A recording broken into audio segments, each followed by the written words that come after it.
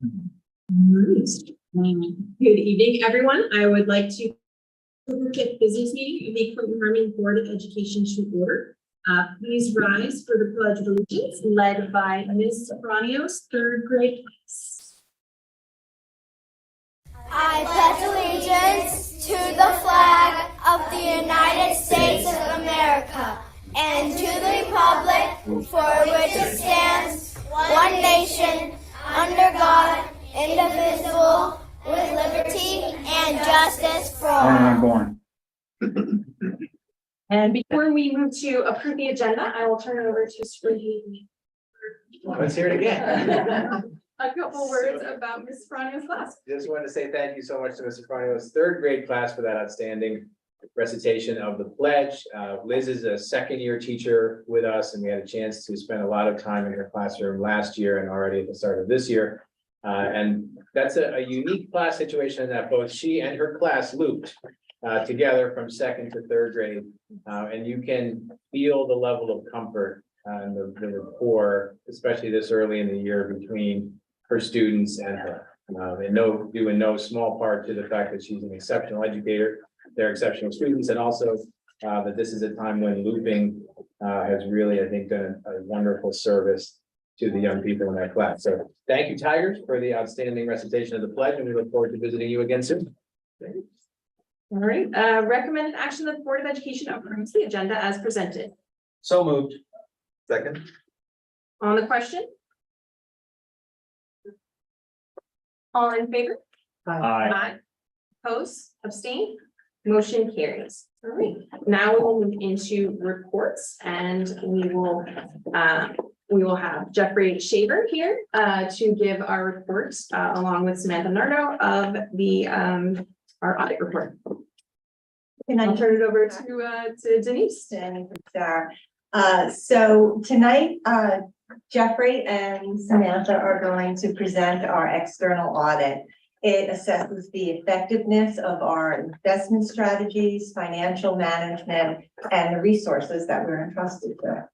It's essentially our report card for the year. It assesses the daily dedication, competence, and collective effort of our entire team. And firstly, I'd like to just acknowledge Barry Gamson, our treasurer, who does a phenomenal job managing our resources, as you'll hear in the presentation, and certainly the rest of our team: Sue Camilleri, accounts payable, Risa Ross, payroll, Joni Rendazzo, who handles personnel, and Maura Costello, who assists as well. Oh, come on in. So we have a great team, and again, this is not a one-time deal. This is a year-long process preparing for this. So with that, I'll introduce Jeffrey Shaver, who has stepped in. So our partner with PKF O'Connor Davies is out sick. So Jeffrey has graciously stepped in to present with Sam Nardo, who was our lead accountant with this year's external audit. That I will pass it to Jeffrey. Thank you. Again, my name is Jeffrey Shaver. Happy to be here. I'm a partner with PKF O'Connor Davies. As Denise mentioned, I am filling in for Chris tonight, who's out ill this week. Along to my side here is Samantha Nardo. She's an audit supervisor with the firm. She was in charge of supervising our staff, in charge of, when we were here doing the field work several months ago. So I'm just going to dive right in here. I'm going to go through some audit required communications. Then we'll talk about the general fund revenues, expenditures, and changes in fund balance. Get into some details on the revenues and expenditures in the general fund. Discuss briefly your other funds, and then we'll conclude with the debt service balances of the school district, and then open it up to any questions or comments that the board might have. In terms of management's responsibilities, we always like to include this slide because it's important that the board and the public understands that the financial statements are the property of management. So they're management's numbers that that are expressed to the auditors, and they're presented here in this nice book here, and they're put together by management. On the flip side, the auditor's responsibility is to render an opinion on the financial statements. So that's also included in the audited financial statements. And we have rendered what's known as an unmodified opinion on the financial statements. That's also referred to as a clean auditor's opinion, and that's the most favorable opinion that you can receive. What that means is the numbers that we're talking about here tonight, the financial statements and the related note disclosures, they're complete and they're accurate and they're fairly stated. It does not mean that your numbers are favorable. It does not mean that they're unfavorable. It just means that they're accurately stated. Also, management's responsible for establishing and maintaining effective internal controls over financial reporting, compliance with laws, regulations, provisions of contracts and agreements, providing all the records to the auditors, which they have done, and of course, setting the proper tone at the top. In addition to the financial statements, which is the large spiral bound book that's in front of you, we have a separate extra classroom activities report that's required by New York State to be audited separately. That's the extra classroom activity funds of the district. We also have issued what we call required communications letter. TCWG stands for to those charged with governance, or how we refer to the board.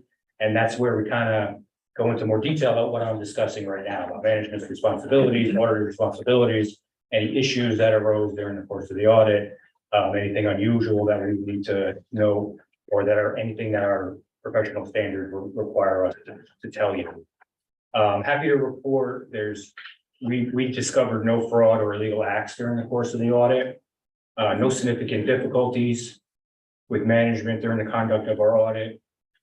There were no uncorrected misstatements. When we say uncorrected misstatements, we say the auditors, we as auditors didn't find any adjustments that we thought should have been made to these financial statements that were not made.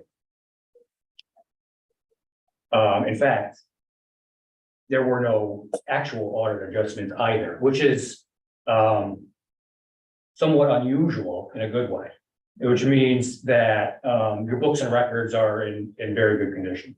So the auditors came in with Sam and the group of the team that we had, and we went through all of your funds, and we didn't find any corrections that needed to be made.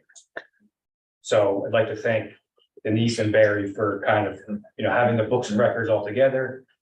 This was our first year as the auditors, so sometimes when you come in as new auditors, sometimes find things that were not done the way you would expect them to be done, but that wasn't the case here. And of course, no disagreements with management. Okay, I'm just gonna go into some of the numbers. We've pulled these all from the financial statements, so either they're summarized here and in more detail in the financial statements, but they all agree to the audited document. So you can see this is the general fund revenues, expenditures compared to the budget. It's a 5-column presentation. The first column on the left is the original budget. That would be as adopted by the voters and the board, with the only changes to that being open purchase orders or encumbrances that rolled over from the previous year. So these numbers in the original budget would be slightly higher than what was originally adopted. The final budget encompasses any transfers or amendments that were made during the year. Those would have been approved by the board. The third column is your actual revenues and expenditures. The fourth column is your encumbrances or open purchase orders as of June 30th, 2023. The district has committed to purchasing goods or services from outside vendors, but they haven't received those goods or services yet. So they represent encumbrances or open purchase orders. Automatically, they will increase your next year's budget. And then the variance column is the difference between your final budget, actual last year encumbrances. So you can see when the budget was initially adopted, it was anticipated $50,484,000 in revenues would be collected. The actual revenues were 51,806,000, some 1,321,000 greater than what was anticipated. In terms of the expenditures or appropriation side of the budget, the original budget called for 51,838,000 of expenditures. That number was revised slightly to $51,847,000. Actual expenditures, 48,530,000. After factoring in your encumbrances, that's less than the budget or underspending of the budget of 2,688,000. There's items down below those two items called other financing sources and uses. In the case of this school district, those are mostly transfers to other funds. So not included in the revenues and expenditures, but just reported separately down below.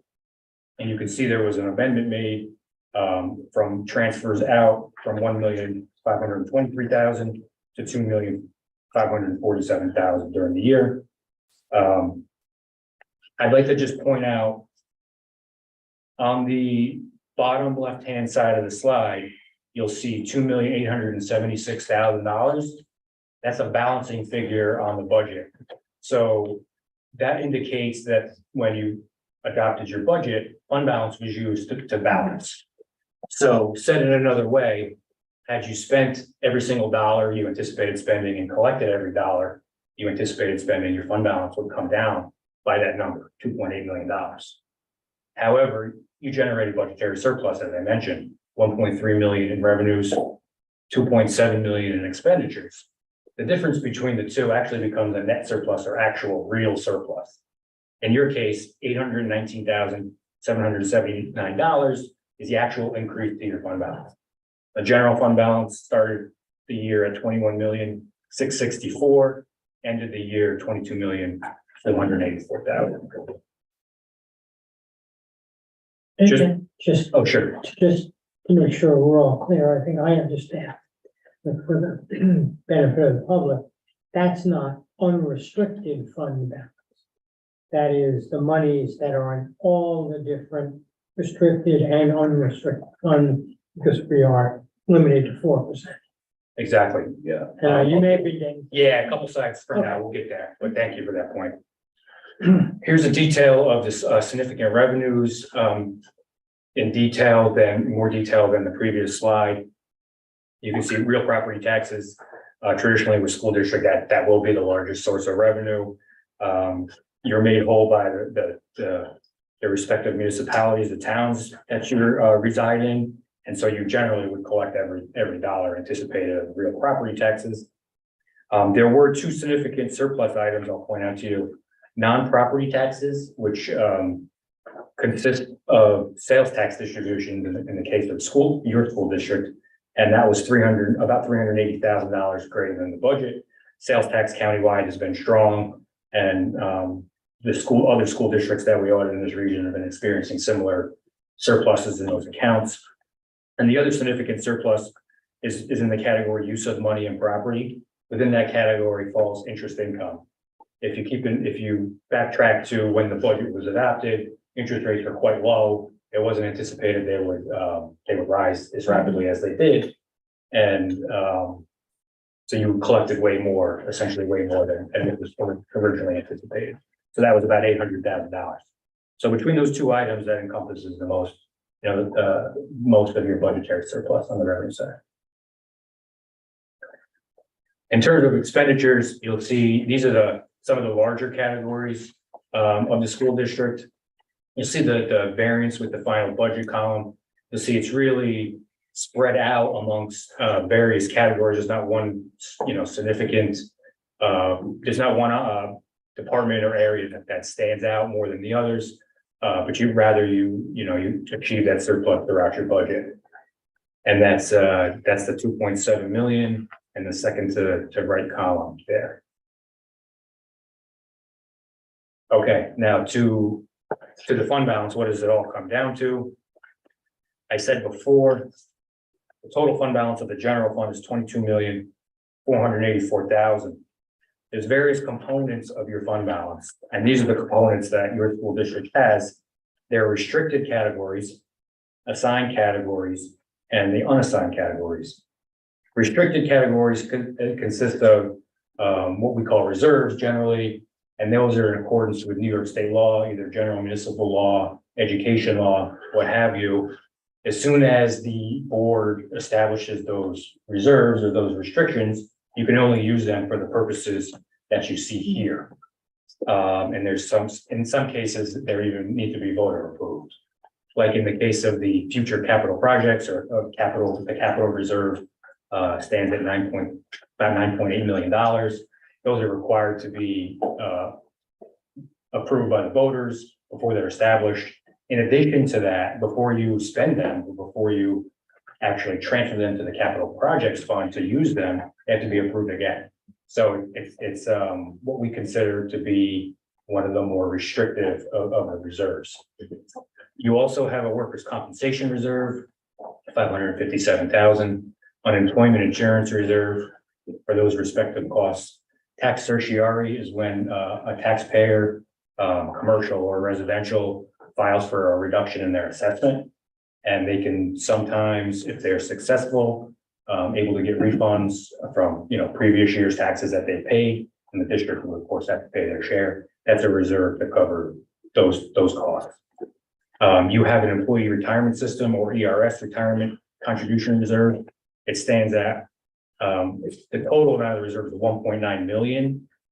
However, 400,000 of it has been used or set aside for the 23-24 budget.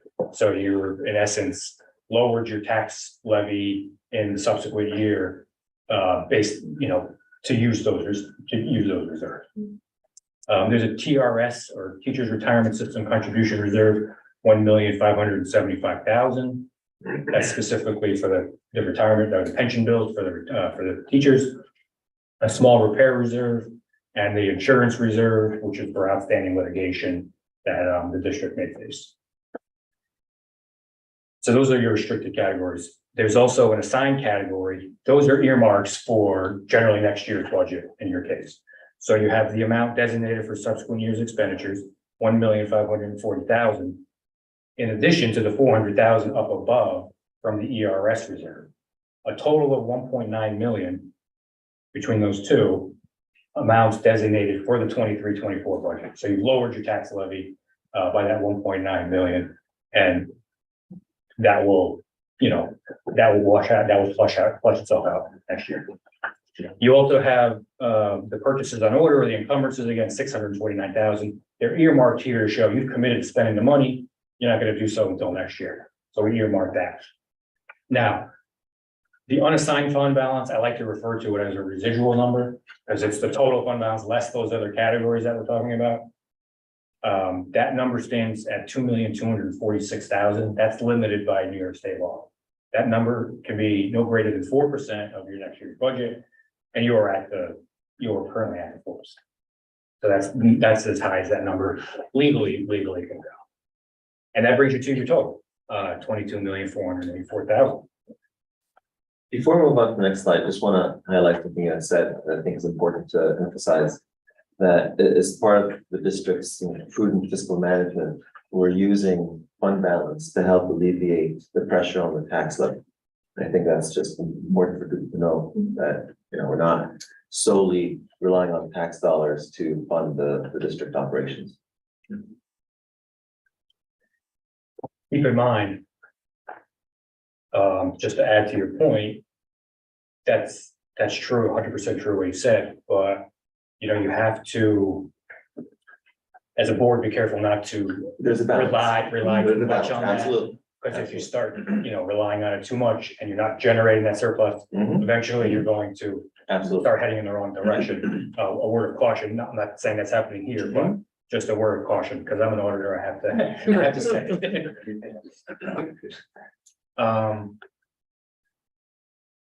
Okay, so moving on, these are the other operating funds of the school district. You have a debt service fund, and this is kind of just a very, highly summarized snapshot here. Debt service fund, those funds can only be used to offset future debt service costs. So set aside restricted for that, 248,000 fund balance at the end of the year. Your special aid fund, is really a grants fund. It accounts for state and federal grants that the district receives. And generally, you don't see any fund balance there because, you know, you spend the money, the state and the federal government reimburses you, and you really end up in a zero net position there. So we don't generally expect to see any fund balance there. The capital projects fund, these are ongoing current projects that you're currently spending down on. So you have $150,000 left to spend in whatever capital projects are ongoing. That is separate and distinct from the capital reserve I mentioned in the general fund. Those projects have yet to commence. That's the difference there. You have a school lunch fund, which accounts for the school lunch fund operations, 21,000 in fund balance left over. And a special purpose fund where there's 186,000. There's various items in there. Extra classroom activity funds are accounted for in there. Scholarship funds are accounted for in there. And those are, of course, those funds are restricted for those purposes. You can't use them for anything else. That figure stands at 186,000. So between all your other governmental funds, about 606,000 of total fund balance. One question on that. The school lunch fund, we had talked over the years of saying that the school lunch program should be self-sustaining. So our goal as a board and as a district is to have the fund balance at zero. Oh, to grow. To grow. So that then that money is We are moving in that available. direction. Yeah, so last year was the first year we had a positive fund balance in the fund. Previous to that. Yeah, negative. Okay. Yeah. Gotcha. So our fund balance for 23, June 30th, is somewhat less than it was at the end of 22.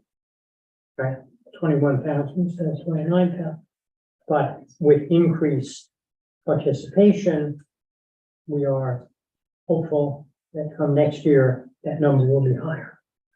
Absolutely. Okay. And we just renegotiated the contract with Aramark at a rate that is more beneficial to the district and to our students. So we do expect that number to grow.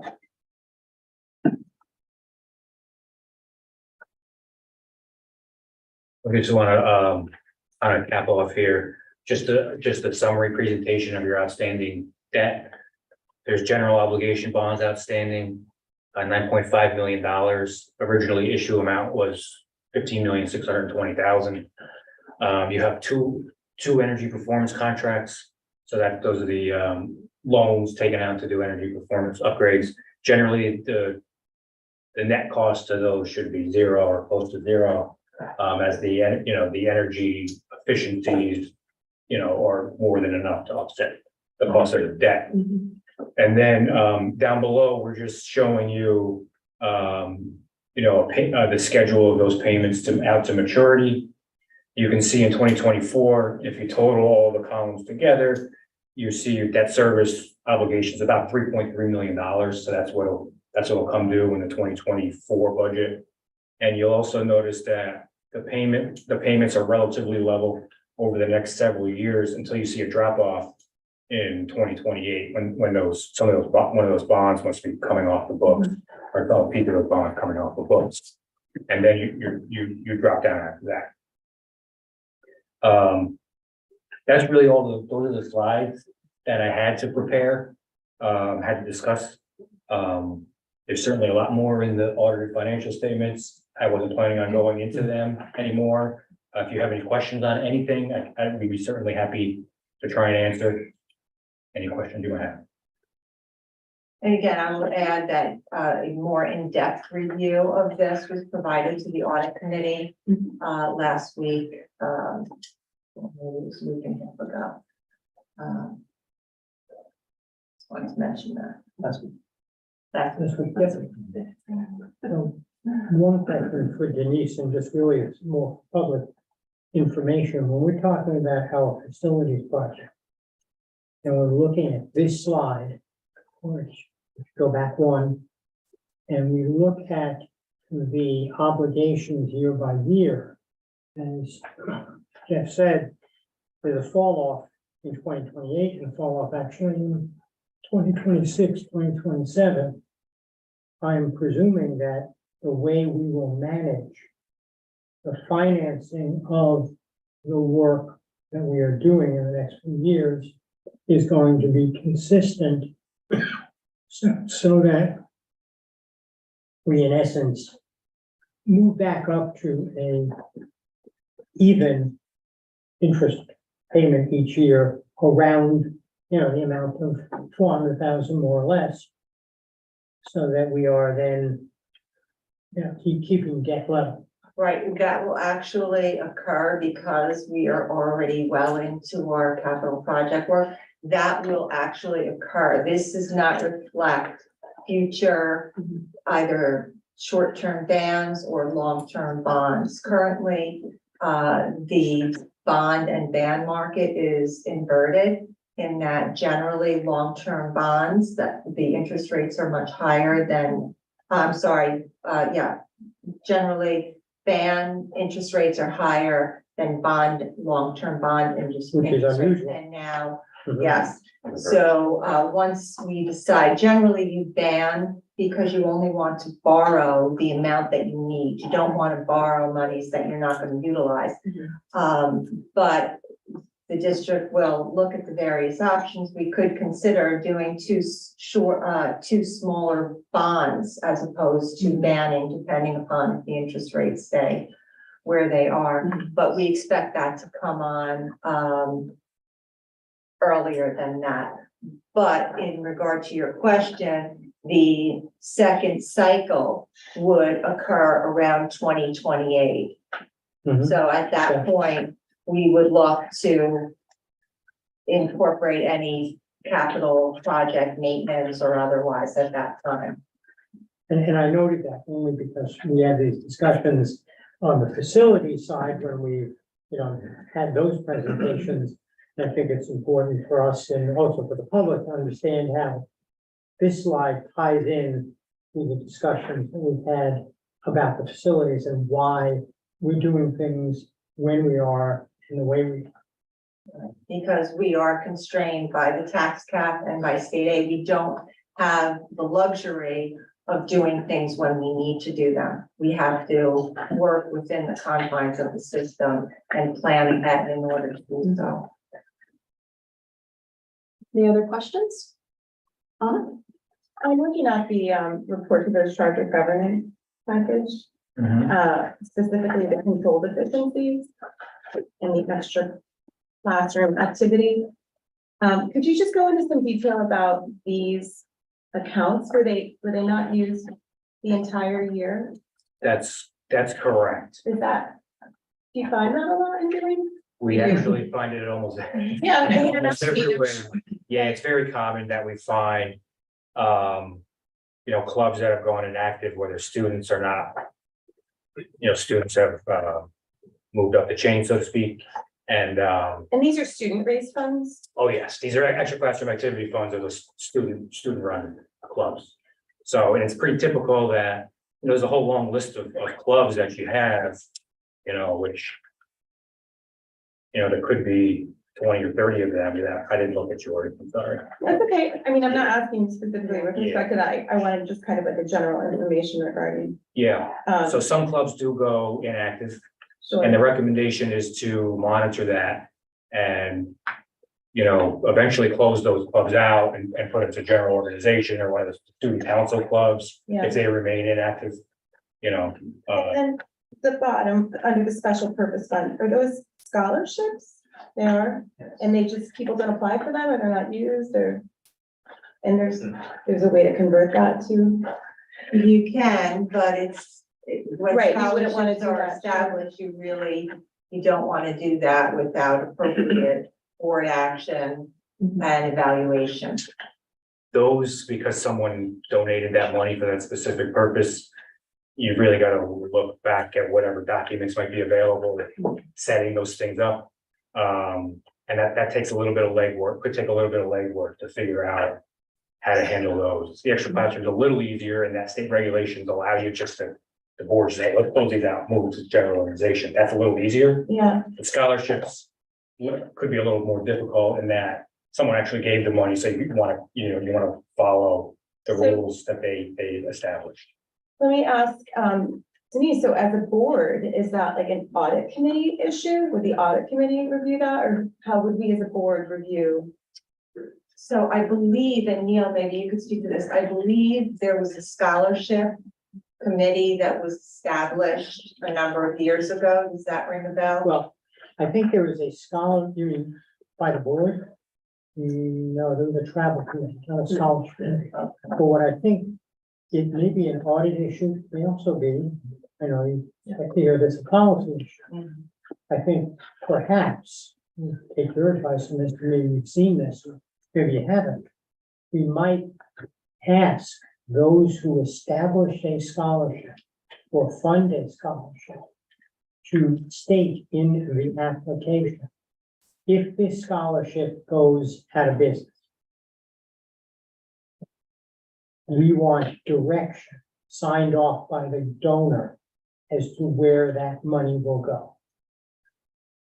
And if we have that, then I think it makes it a lot easier from an accounting audit Or else business. to request the authority to do so.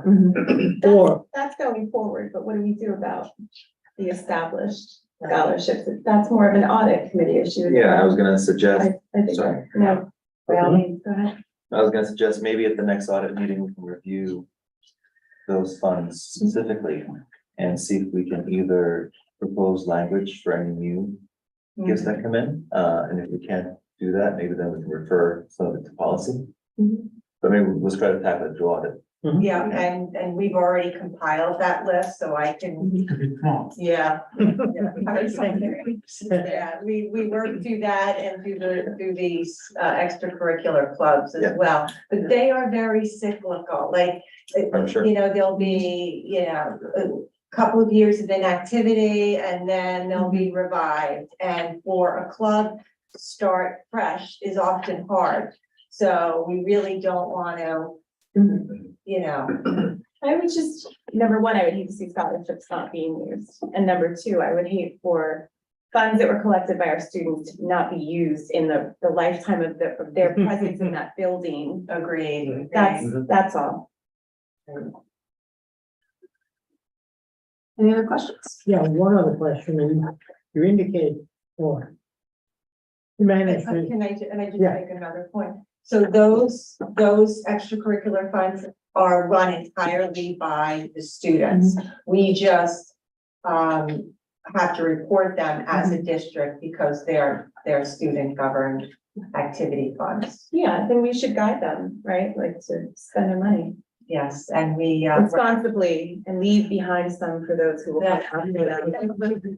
nest egg for those. Yeah, but Yes, and that is, we're currently developing like a handbook for the student activity treasurers and leaders to look through, and that is a component of it. now the money that Dr. Duback last year allowed the student faculty senate to like the budgeting that was allowed to be, that wouldn't fall under any of that No. money now. No, that's operating budget.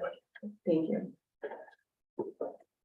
so my question is in the report to those charged with governance, i.e. us, you indicate that on the horizon is one Gatsby state.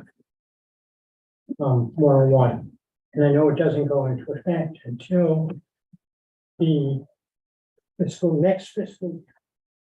But can you just kind of give a little background on what that is and how it may affect us? That's a good question. That's the first one I've gotten like that this year. In all of our letters.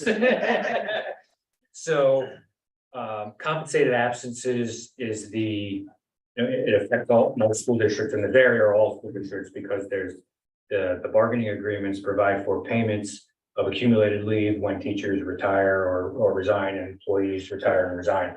So this is about how to account for those sick leave payments and those vacation leave payments. They're already being accounted for. There's already accounting standards out there. They're just a little old. The Governmental Accounting Standards Board, they're the people of the GASB. They're the people who come out and issue these statements.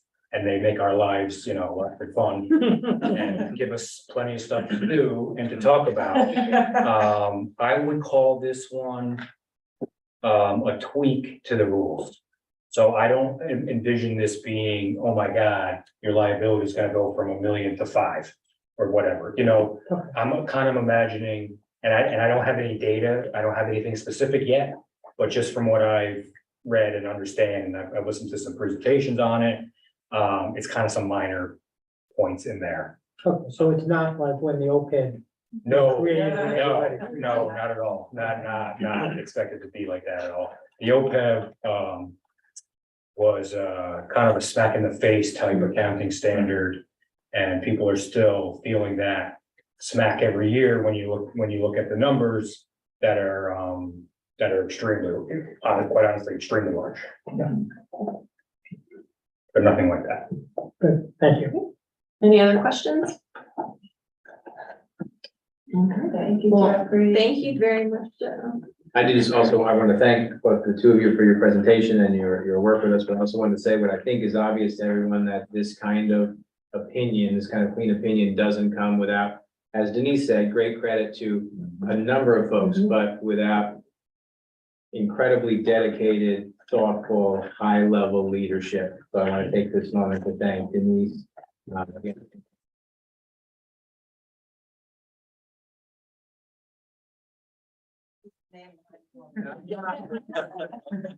Carrie. Thank you very much for your presentation. Well, thank you for your very careful, fiscal. Thank you. And considering the season that it is, which is, this is every school district in the county needs to get their audit done by October 15th. I'm gonna let these guys go home. Yes. All right, thank you. I appreciate you joining us. Thank you. Kristen saying, I don't know. Good night, Barry. Good night, Barry. Barry, good night. Thank you. That's all. Yes, fine, At the Barry. workshop with them. Okay.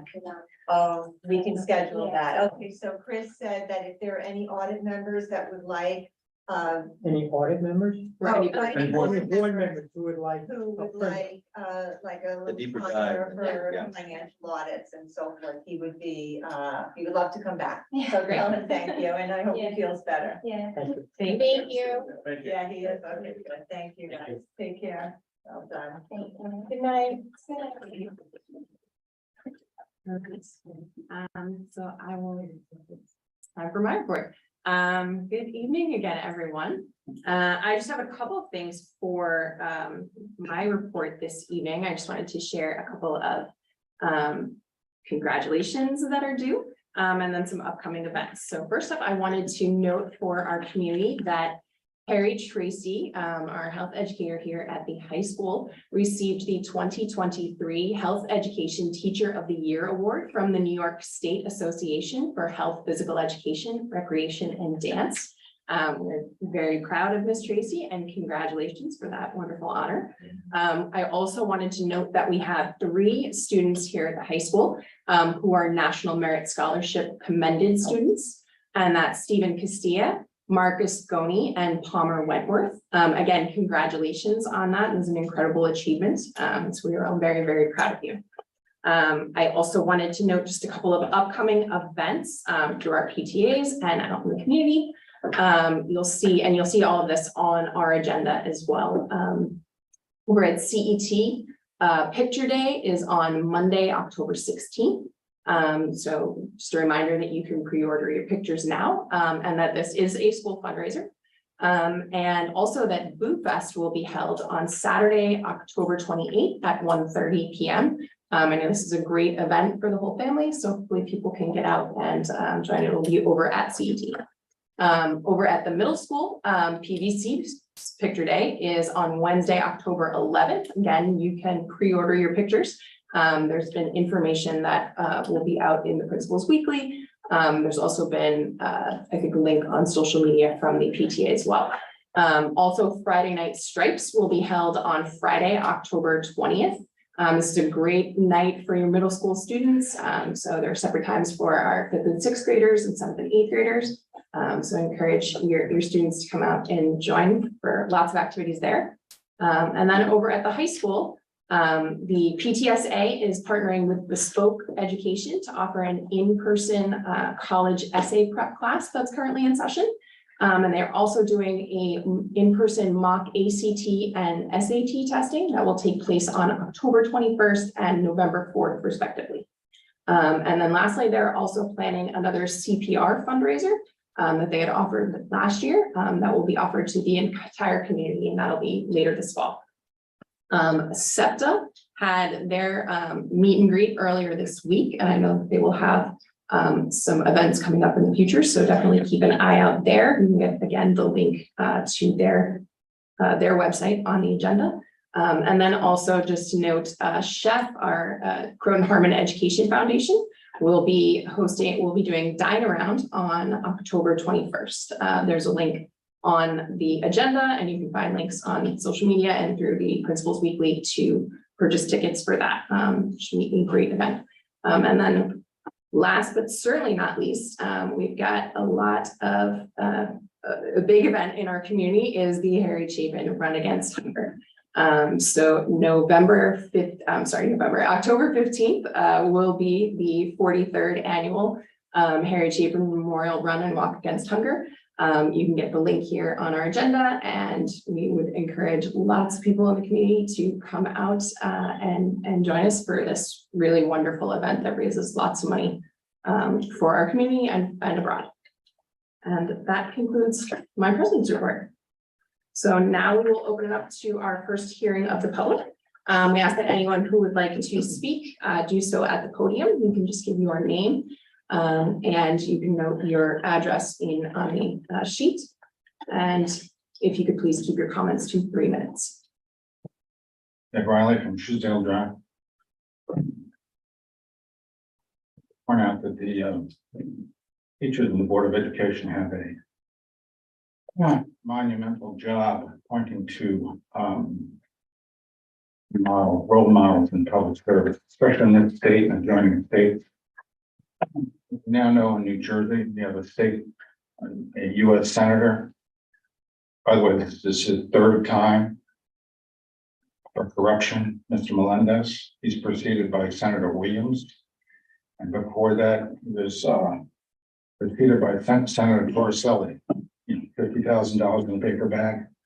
And before that, it was Governor McGreevy and Governor Corzine who made off with $500 million. McGreevy, of course, put his boyfriend in a public job. In this state, we have Spitzer, Cuomo, Eric Schneiderman, the Attorney General, Alan Hevesy, the State Controller, and we had Governor Patterson driven out of office.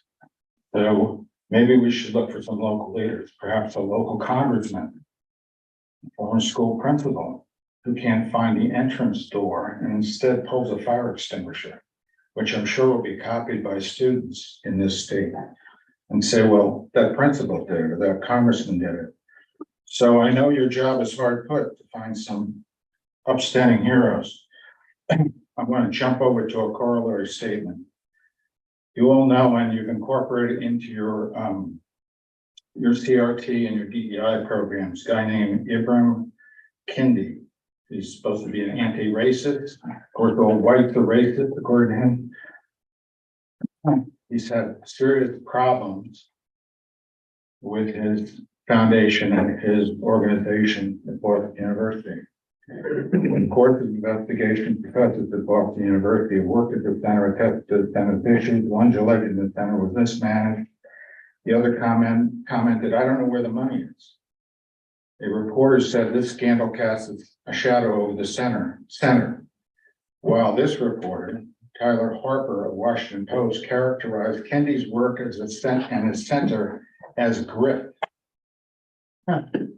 You, DEI, and the state has used this to you. Just like you used BLM. BLM is a corporation, and their officers ran off with $45 million of the $90 million they were allocated.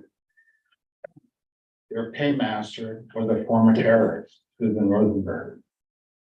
And this falls on the footsteps of Eric Stewart of Florida State, whose 6 major studies were used as a foundation for the lie and the slander against police, that police were out to hunt unarmed black men and was part of the rioting campaign of the 2020s. You've got to be careful who you place your trust in.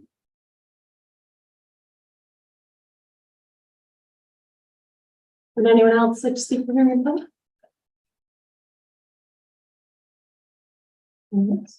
Then I will turn it over to Superintendent Walker for his superintendent's report. Thank you, Sarah. Good evening, everyone. Like those folks attending in person and virtually, it's always my pleasure to get a chance to share some of the recent fantastic events in the school district, because of course, there's a lot of overlap between Sarah's report and Amelia's report and mine. I will shoot for some brevity on those areas where we've already talked. But I did want to take a moment. Sorry, Greg, we're good. Okay, I'm not jumping in. I do want to take a moment to thank again our outstanding custodial team who were recognized in an incredibly well-deserved fashion for National Custodial Worker Appreciation Day earlier this week. We had a chance to share with them a message that reminded everybody in the system that our schools are not only safe and clean, but vibrant and joyful places, due in no small part to the folks you see on the screen there. They do outstanding, detailed work with great care, with great pride, and they happen to be fun and enjoyable people to be around while they do it. And one of the great joys of my job is to get a chance to hang out with this group, to touch base with them, to see what they need, and to thank them for what they do. So publicly, as well as privately this week, we wanted to make sure that we had the opportunity to express our appreciation to those outstanding Tigers. Also wanted to thank 4 other spectacular and incredibly important members of our team. I think being a building principal arguably is one of the harder jobs in the entire system. And you every day deal with an incredible range of challenges and opportunities, from those that are high level visionary and theoretical to those that are incredibly granular, yet equally important. And we have, in this case, 4 leaders who do that at such a high level for the entire system. And I want to take a moment to thank Laura, to thank Mark on an acting basis, to thank Michael, and thank Carrie for choosing to lend their talents to our kids and to our system for their careers. It's a great honor to be their colleague, and happy National Principals Month. Also wanted to, for the first time this year, introduce a new member of our staff through our Tiger Welcome program. This is Emma Dennis, who is the kindergarten teacher at CET prior to joining us, as she was a kindergarten reading teacher at Farmingdale Schools on Long Island. So I had a chance to spend some time with her actually today. I've had a chance to visit her classroom a couple times already this year, but she took a brief moment after school today, stopped running around. She's an incredibly high energy person, and gave me a couple minutes of her time. And one of the things I always enjoy asking is about their transition. And we want to make sure that new folks to the system feel supported and feel invigorated by the opportunity to work here. And so she said something that I wrote down and wanted to share with you because it resonated with me, and gave me some warm feeling about how she's doing. She said, quote, "Something that has stuck out to me is how well everyone communicates and works as a team. When you're new to a place, you don't always know how to handle every situation. My kindergarten team and administration has been so supportive, constantly checking in with me. It's been the easiest transition for me." And so I want to make sure that I pass that along to not only her colleagues, but the administration at CET for their support. Emma's been a terrific addition to the faculty. When she's not working, she and her husband just got a new puppy that they've named Winnie, because Emma is a big Winnie the Pooh fan, she shared with me. And also they enjoy hiking and biking on and discovering some of our new local trails. So welcome to the Tigers, Emma, and thank you already for the contributions that you're making. Also wanted to mention that, I guess it was last week, thanks to the leadership of Bill Tom and Christine Drago in the athletics department, we had a chance to welcome Tobin Anderson to the auditorium here. Coach Anderson is currently the coach of Iona College men's basketball, and prior to that was the coach at Fairleigh Dickinson and several other colleges, both at Division II and Division III. Obviously, Iona, pretty high level Division I basketball. I was nervous to meet him. I'm a big fan. I got a chance to watch him make a great run with Fairleigh Dickinson last year through the NCAA tournament. And because he has a longstanding relationship with Bill and other members of our community and has been here before to recruit some of our student athletes.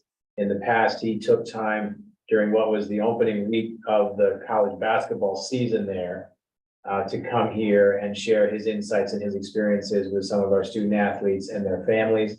And I was really struck by the quality of his messaging, by the thoughtfulness of how he expressed what's important to our student athletes, not only the minutia and the ins and outs of the recruiting process, which is incredibly technical. We had some parents and kids who asked some great questions about how you approach making a video, and how often you should reach out to certain colleges and what to do if you're not feeling that you're getting the kind of reception that you'd like from a college you really want to go to, but also about the importance of how you present yourself, about how you conduct yourself, about how you achieve your best every day, the detail orientation, the diligence that goes into that, the pride that goes into that. I was inspired by his message, and I think everyone who was there that evening was. So I want to thank Coach Anderson again and thank Bill and Christine for creating that opportunity, which we understand will be the first of several during the course of this year for guest speakers to come and join us. Also had a chance recently to attend the club and community fair at the high school. And thank you to acting assistant principal and dean of students, Erica Fiorini, for providing leadership and putting this together. It's such a great morning with an incredible range of opportunities for our kids, both within the community and within the building, to pursue their passion, right? To find what it is that they love, and to make that a part of their school experience. So it was, as always, a joy and an honor to be there. I was humbled by the weightlifting club's request that they put a 30-pound barbell on the table, and the requirement was with your elbow firmly on the table to move it just using your wrist. So that didn't happen for me, I would say that, but it did inspire me perhaps to join the weightlifting club, and so I will keep you posted as to my future progress. Obviously, we've covered previously what an opportunity this is next Sunday for us to be a part of the Harry Chapin Run for the 43rd time in this community. So I look forward to seeing so many folks there. I know Sarah's talked about the Dine Around event. I'm looking to try to recruit some colleagues to join me for this. So looking forward to this as well.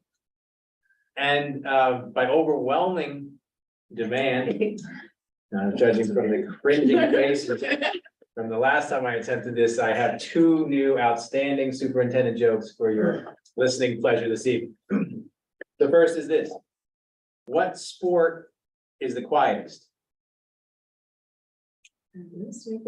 Bowling. You can hear a pin drop. All right, okay, just getting warmed up. The second one is, okay, let's try this one. A ship carrying red paint and a ship carrying blue paint collide in the middle of the ocean. Both crews were marooned. All right, my work here is done. Thank you very much. Sarah, I'll turn it back over to you. Oh, well, thank you very much for that. I will now turn it over to Amelia for her report. So this year's theme for Student Faculty Congress is working together elbow to elbow to build off of the theme from connections from last year. Building connections in the community is super important, and we would like to involve the community in things like fundraising through things like can and bottle collections around town, and use those funds for either Student Faculty Congress or to donate. We would like to get more students involved in both SFC and other voluntary school events and kind of get more schools geared up. The next SFC meeting is tomorrow, and our retreat will take place on the 23rd. We've had a very exciting homecoming week, currently with the win from boys and girls soccer. We had a senior on our swim team qualify for states, and volleyball had a strong win tonight. Our pep rally, our school volleyball game, along with our football homecoming are tomorrow, and we're very excited. Next week, the Luca organization is coming to work with our families doing a special event called Paying for College on Wednesday the 11th, which is a financial aid night taking place in Spanish, sharing specific scholarship information. And on the 18th, we have our financial aid night with Dan Robinson from Case University. And Next week, the signups for parent-teacher conferences begin for all 3 buildings. Thank you very much, Amelia.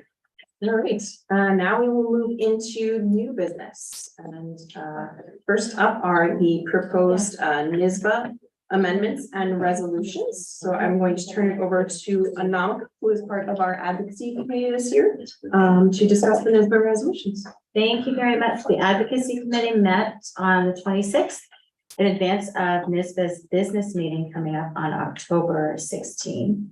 The committee has very kindly asked me to serve as voting delegate, which means I will get to represent this board as we vote on 50 resolutions that are up for consideration this year to be moved forward by NISBA for further advocacy.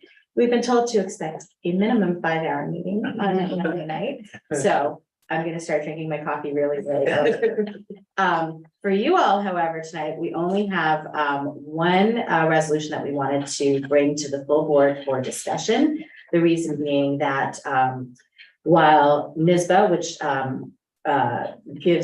provides sort of like recommendations on things that they feel should be supported by boards and things that they feel should not be, they support this particular resolution, but regionally, Westchester Putnam School Board Association, which covers us, wasn't really able to achieve consensus on that. So we thought it'd be a great idea to bring it here to discuss it with the full board before we determine how we want to vote at the business meeting.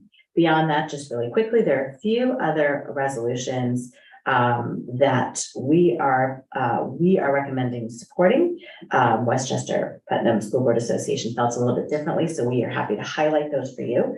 And of course, we welcome any additional conversation about any of the other resolutions. As I said, there are 50, so not necessarily all of them, but perhaps if there's anything else that you feel like you'd like to discuss, this is a great time to do it.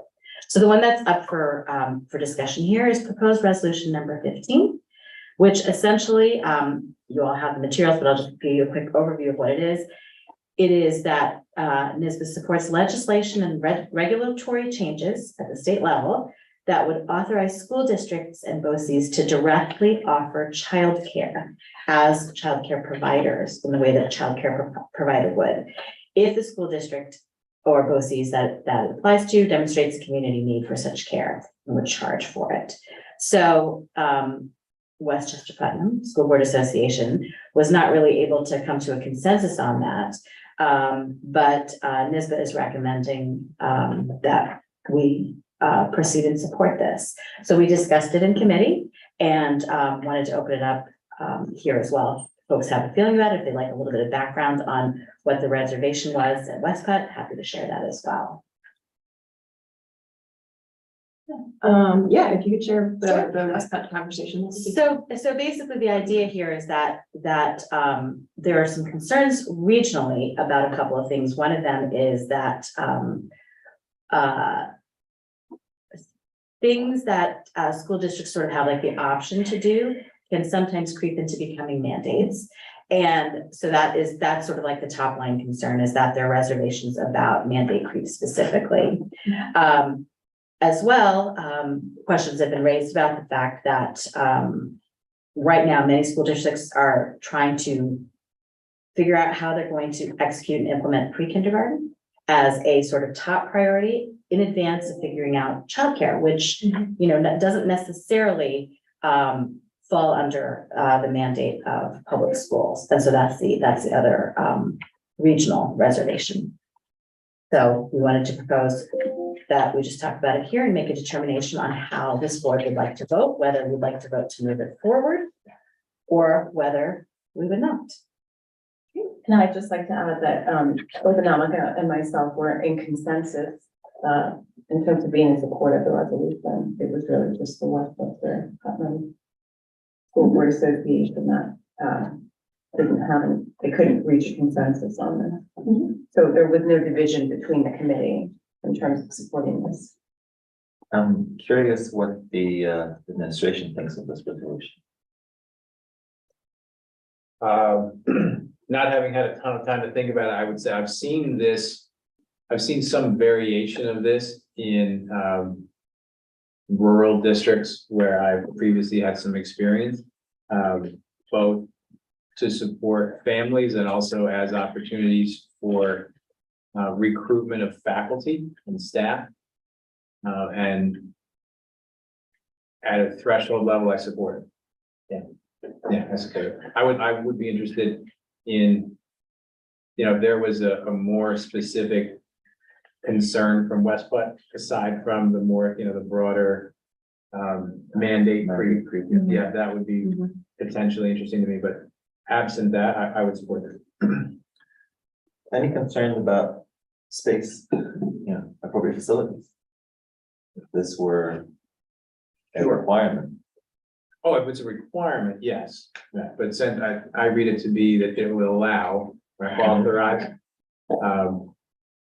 So I think in general, resolutions that allow districts greater options to provide supports to their community or generally do things that we would support. Yeah. So we did look at it as sort of like a local control issue as well, and that was the reason that I think we were feeling we were comfortable supporting it.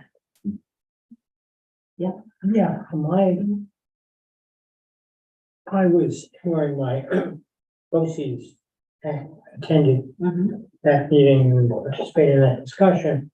But I think what the superintendent said is really kind of sways me to agree with the recommendation of the advocacy committee.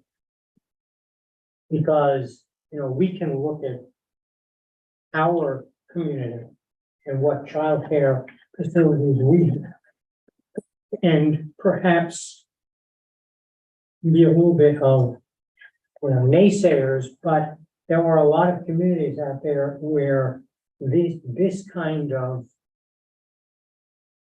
support for faculty and support for the community is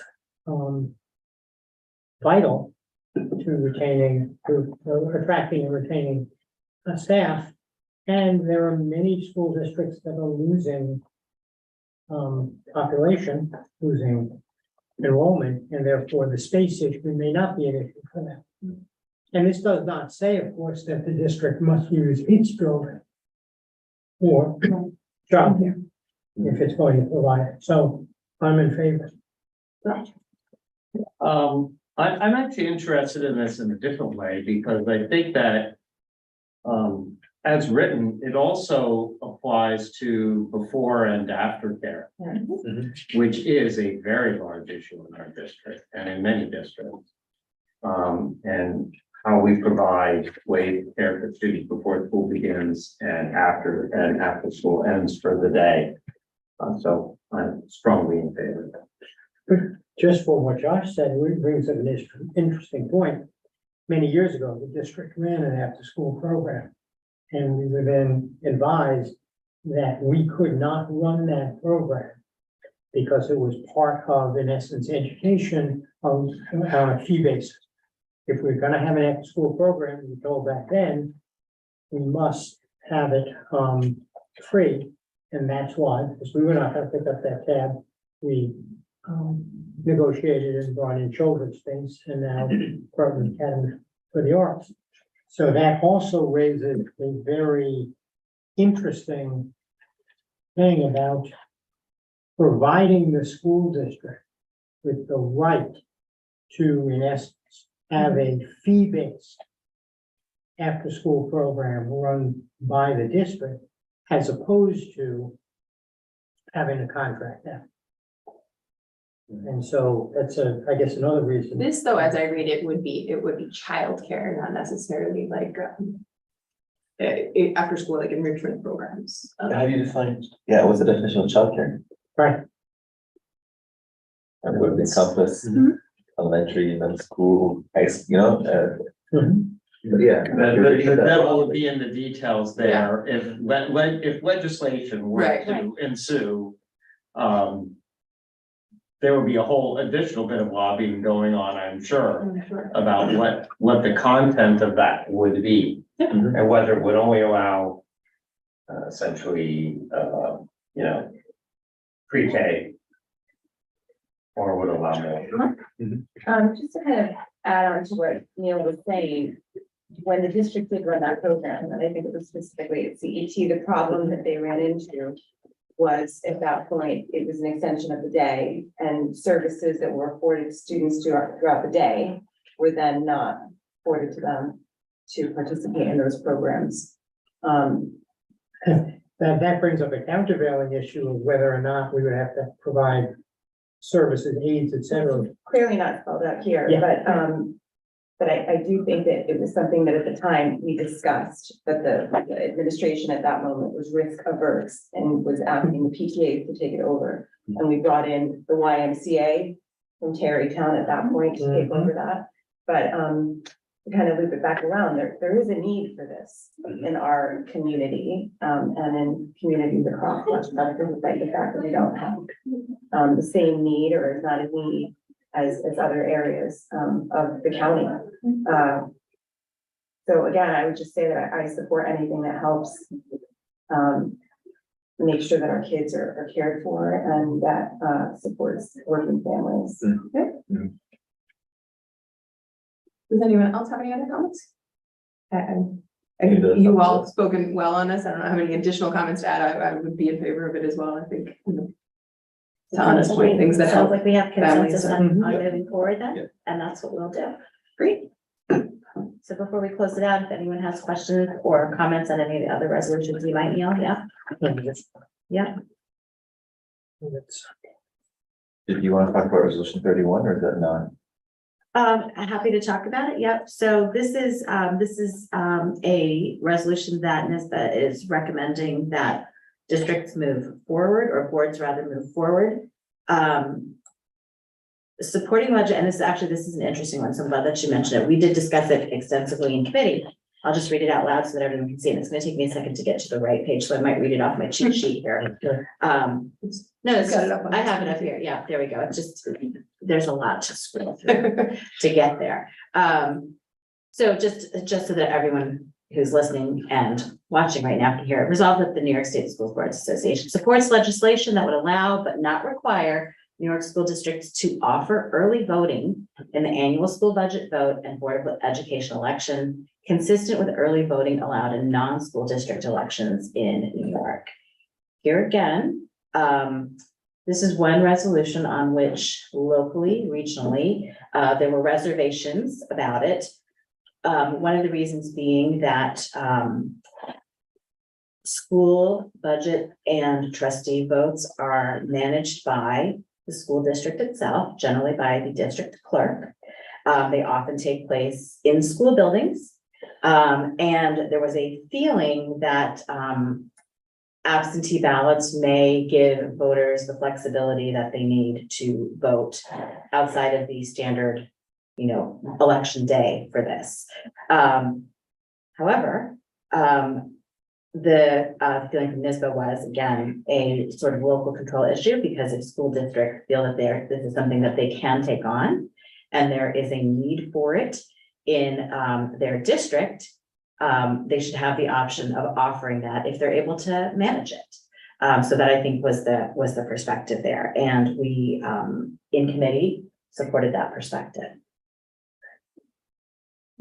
And I have intended, I know the meeting and I recall now what was discussed, I would not support resolution 31 for the reasons that you described in terms of the pressures on district clerks, who would then have to be there overseeing the vote for each day that there is an early voting, and would have to recruit registrars for each day.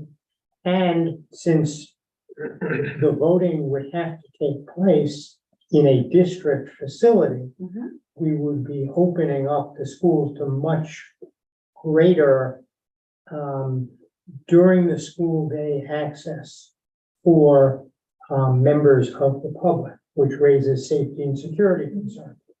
NISBA has taken the position in the past, and this board has supported NISBA's position in this regard, that school district should not be forced to have municipal elections conducted in their building. Right. Because then you are being forced to open your buildings up to the public or whoever else walks in and you're not checking them and you have safety concerns and there is the same concern that we would have here. The alternative, which is not in this resolution, is to have no, rather, as you mentioned, Anamika, absentee ballots without having to give a reason, which would give the flexibility to voters to vote ahead of time. But, or if they cannot be here or decide they don't want to come. But at the same point in time, would not implicate the stresses on the district clerks and the requirement to hire and pay the budgetary impact on school districts, registrars, and the safety concerns I mentioned. So I would urge that this should be opposed as West Park included. I have actually a question for Denise. Would there be implications in terms of regulatory filings and notice filings and things like that, that would then become even more compressed than they currently are in a situation where there was early voting? Well, the one comment that did concern me, that it would allow election officials to correct registration errors in time to ensure that every vote counts. I'm not quite sure what that means. What? I'm sure it refers to like somebody coming the day of voting and not being able to confirm residency or something like that. You had an extended period of So if time. they came early and You'd they be didn't able to- have the documents needed, Correct. that they would have. And again, this language says it would allow but not require. And while I agree with some of the concerns that would affect this district, that's not necessarily how it plays out in every district. Oh, cool. Yeah, I mean, to the point that it states that, I like the allow but not require would lead me to supporting it. But yeah, that was my only question would it have an effect on what those reporting, like the notice requirements and things like that are? Yeah, so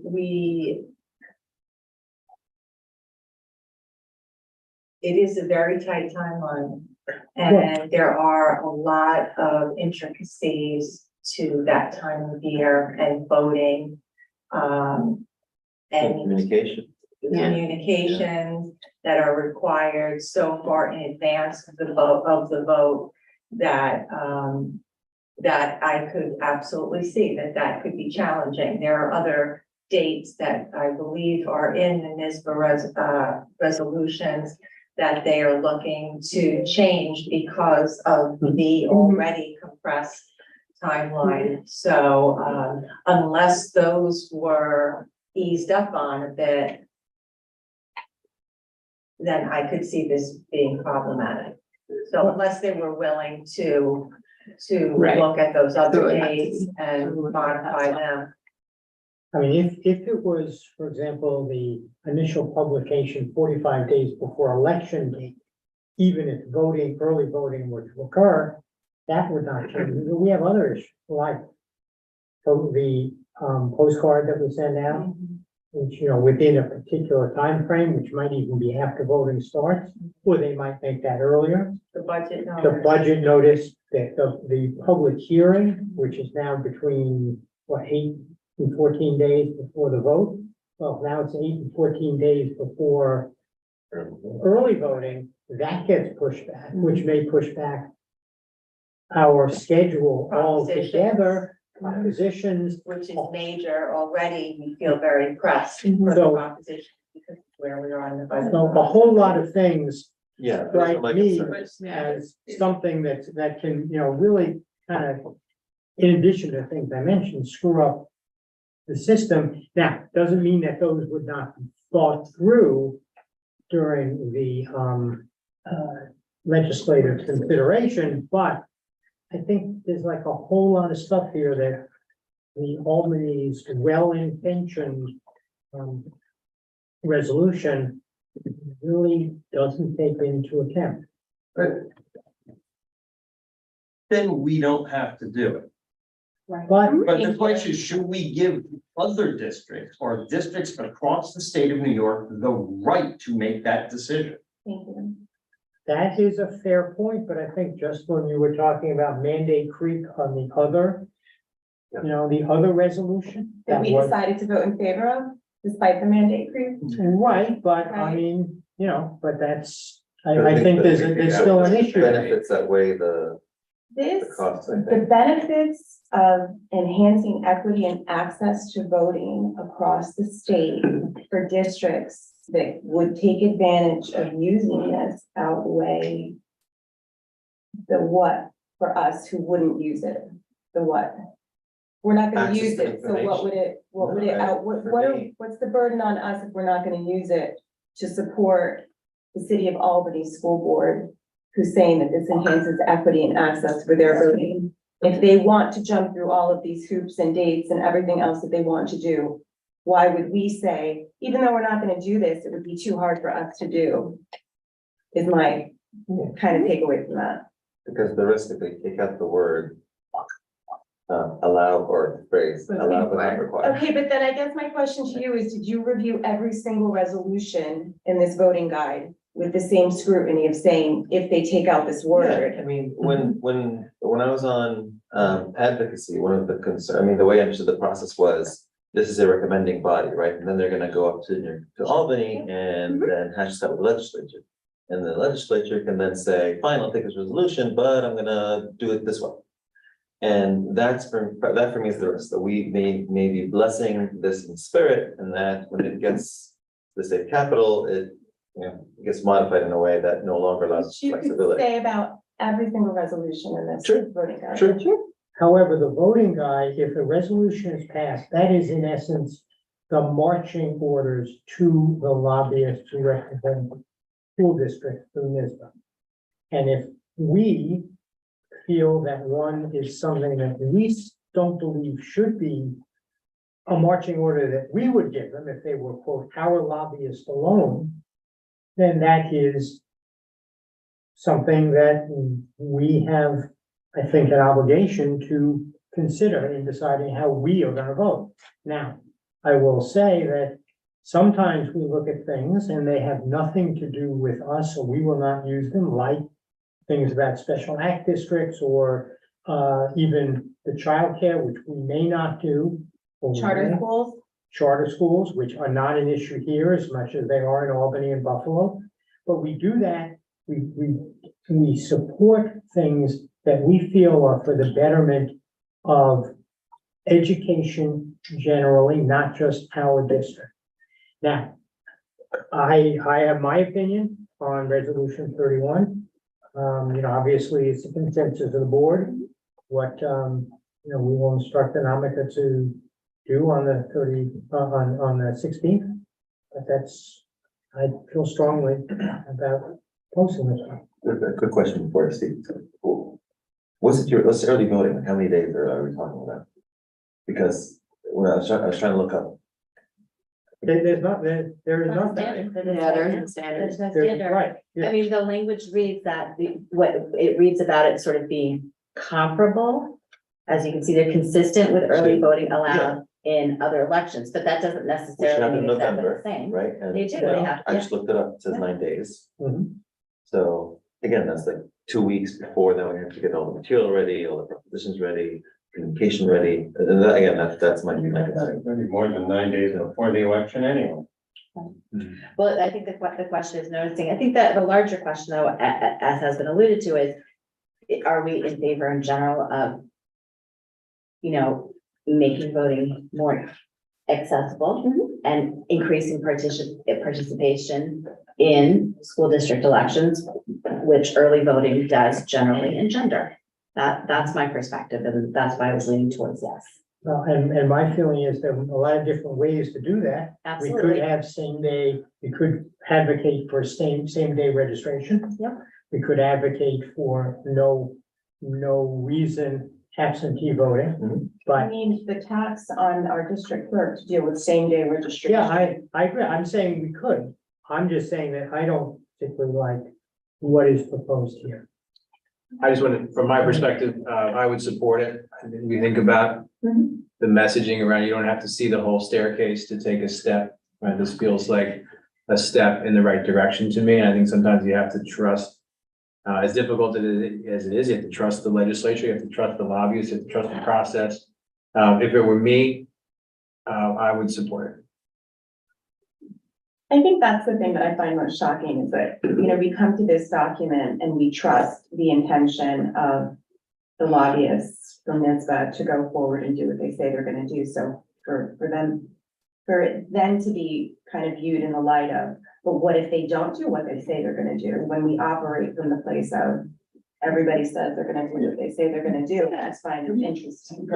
I don't think the worry is about whether the lobbyists are gonna do what they say they're gonna do. I think the worry is more like what the legislature is gonna do. Right. Which they could do with any one of these Well, proposals. exactly. They could do with any one of them and have, in our experience in the past, taken things that we thought were a great idea and turned it into a mess through often through overcomplication. But I still support it, so Comments or do you wanna? real quick? I think maybe take a thumbs up, thumbs down. Mhm. Okay. You've got. So we'll A proceed. majority there, so. All All right. right. Well, thank you very much, and thank you, Anama, for taking on, yeah, I sat in the online gallery last year. It's a long meeting. There's a lot to cover and I'm There sure is. it's very interesting. I'm looking forward to it. The one thing about the meeting, when Yep, you're there in person, bring snacks. no, when you're in person, if you walk out of the room, you have to give your paddle away. Yeah, You don't have to worry You about don't it have to anymore. worry about that. no, we It's have all virtual online. paddles now. Exactly. All online, and you can have snacks. Very good. All right, so we will move on to 3.2. Recommended action that the Board of Education approves the bid award for administrator mentoring services to Judith Wilson LLC. The total contract being recommended is $15,000. So moved. Second. On the question? Can you just, I know the contract is attached there, but, we just have like a brief explanation of what exactly that covers.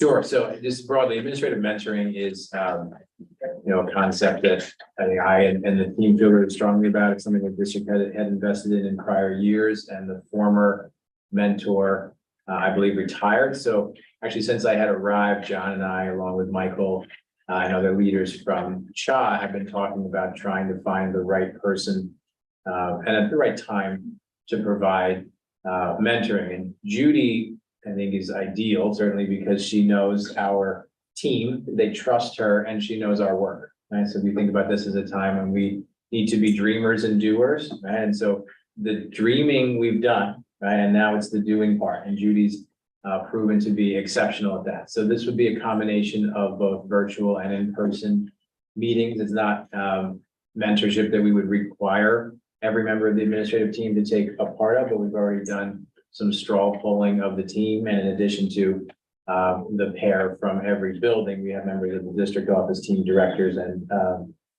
others who would be interested in this. So it'd be a combination of both virtual and in-person leadership support. Thank you. All in favor? Hi. Aye. Opposed, abstain, motion carries.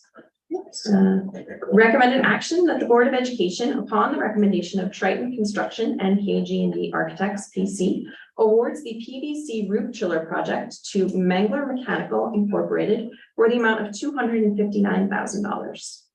So move. Second. On the question? All in favor? Aye. Aye. Opposed, abstain, motion carries. Okay, we'll now move into instructional personnel. Recommended action. What? If they're doing instruction personnel before ongoing business. Yes. Okay. It's board. Yeah, I usually, we're doing the other way, so. So Recommended action that the Board of Education approves the request for an unpaid leave of absence submitted by Lauren Mayolo, social studies teacher, Croton Harmon High School, effective September 11, 2023, with an anticipated return date of November 13, 2023. So moved. Second. On the question? All in favor? Aye. Opposed, abstained, motion carries. All right, we will now go into ongoing business. Recommended action that the Board of Education accepts the external audit report prepared by PKF O'Connor Davies LLP with corrective action plans for the year ending June 30th, 2023 as presented. So moved. Second, On the question? On the question, just want to highlight a few things that Jeffrey had touched upon, but I think it's worth kind of revisiting really quickly.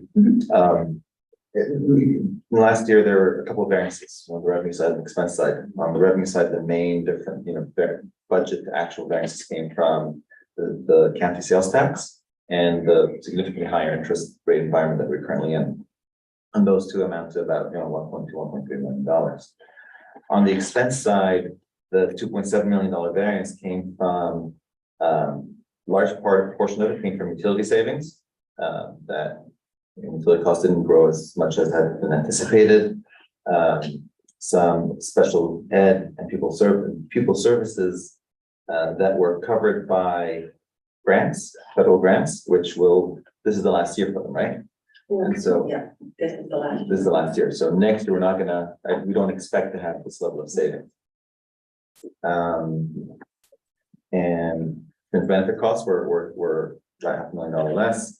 And then legal costs, I just wanted to do a little shout out here. And legal costs are better than budgeted because Denise took the lead in negotiating with the union, and great job, Denise. Thank you so much for your leadership there.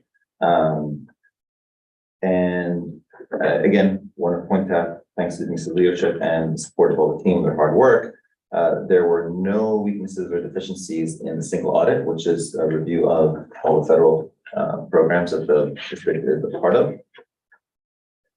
And if anybody wants to talk about any of this further, I'm happy to do that. The last thing I'll say is on the corrective action plan. Considering the size of the district, the complexity of the district, the fact that there are just 3 corrective action items, which again, as Jeffrey has stated, are common among many districts, is again a reflection of the level and quality of the staff in the district. I should again want to thank everybody for their hard work on this. All in favor? Aye. Aye. Opposed, abstained, motion carries. All right, so now we will move into policies for second reading. Recommended action that the Board of Education conducts a second reading and adopts the following policies as presented. So moved. second, On the question? on the question, each of these policies were provided first reading last month. Anna had raised a question about certain wording in policy 4765.1 relating to that students, which should state, Anna suggested that students are prohibited from making recordings during remote learning, as opposed to our students are expected to refrain. And the committee considered that recommendation and accepted that recommendation. Other questions were raised directly to me by board members, which were answered, and I certainly can answer any other questions anybody has before we get to the point that we need to vote. Anyone have any questions? All in favor? Opposed, abstain, motion carries. All right, we'll now move into the consent agenda. Recommended action that the Board of Education approves the consent agenda items. So moved. Second. On the question?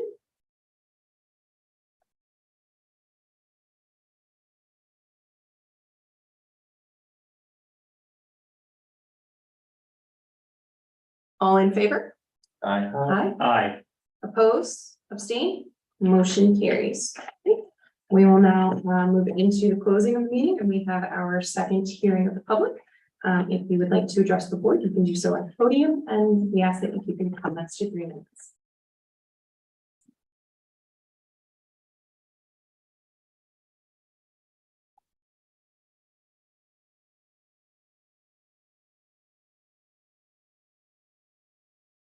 Riley from Freesdale Drive. Last Saturday, there was a so-called reading of banned books at Croton Library. Croton Library, as you know, is a tax support institution. Croton Library has been banning books, movies, magazines for decades. First time I was ever with the Croton Free Library. I had an appointment set up for a movie. It was planned, approved, etc. The night of the presentation, the library board chairman showed up and said, "You're not showing it." I refused to leave. I was arrested down in Eastkill City Jail. Cavity searched, strip searched. Showed up in court the next day without a belt and no shoelaces. It was all a result of the fact that Croton Library, we had a list of pro-life books, 12 books, it's called our library project. Croton Library had none of those books, had every pro-abortion book they could have. The only pro-life book they had one chapter on the subject, which I had read as a high school student 20 years before. They've continued in that tradition, and part of the reason they've continued in that tradition is the library board is non-representative of this community. There are no Republicans and no conservatives in the Croton Library Board. There are 11 members of that board. It is totally non-representative, much in the way this board is not represented. Although you have 1 and 2 people that try, it is still non-representative. Just like our village board and our planning board is non-representative. So the Croton Library Board, I accuse you of banning books for decades. What this whole banned book stuff is about is the American Library Association has promoted, just like Drag Queen Story, that's a project of theirs. And in schools now, pornographic, gay books, and racist books.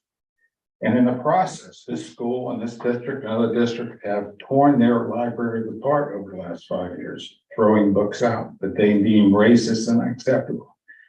So for the Croton Library and the people in this room who read there to say that banning books, man, they're in the business of banning books. Last item, I debate that with you anywhere, anytime, any place. There was a death of a woman in Nevada. It came up now because it happened a year ago. Yeah, renal failure, severe dehydration, diarrhea, liver soaked, whatever, about 25 things. She was the victim of RU46, a dangerous abortion drug, which they have proposed to distribute without a prescription in every pharmacy in the United States. We're the only people to stand between that and the fact using a federal court. She is the 3rd person recorded this week who has died of using RU46. And the list goes on.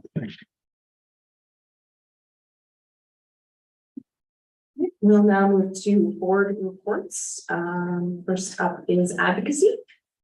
I think we covered everything, so I don't think we have anything additional to report. All righty, But we'll certainly report back after. wonderful. Thank you very much. Audit. All right, communications. Communications met yesterday. We had an agenda that was circulated to the committee briefly before the meeting. We had a hearty discussion, some old business and some new business. We discussed the administration's meeting with the heads of the PTAs, where we had previously discussed perhaps, addressing or using that group of volunteers as ambassadors charged with carrying out our district message regarding like our vision map and just kind of catapulting on the excitement that so many of those volunteers bring to the work that they do in the district. We had a discussion about parents wear and the different ways that we could filter to use it within that. Greg was amazing as usual in explaining how we could post, digest, with notifications to different groups. There's a 14-minute instructional video there, so we talked about breaking that down to more kind of accessible 2 or 3 minute clips regarding like maybe calendar management or trying to find filtering out like different calendar items based on your schools, things like that. We talked about communications versus or via social media versus parents care and making sure that we're using all of the avenues available to us as a district. And then there was a discussion about the PDF calendar. So many of us remember fondly the one calendar you got for all 4 of your children, and you got it from your youngest child's school, and how we could tack it up and how that's still being made. And now it's available on the district website as a PDF. And kind of thinking about, you know, the future of that, because Steve was kind enough to remind us that that does have some mandatory reporting information in it. So it's just an ongoing conversation. With respect to some of the new business, here we go.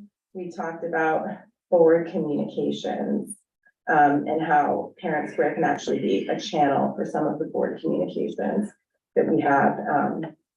We again discussed maybe doing an explainer after our meetings. Steve offered very valuable insight into, you know, the problem that we think is a committee you run into whenever you start to offer explanation or whenever you start to highlight certain activities that happen during a meeting, is that the absence of including everything suddenly is interpreted as something.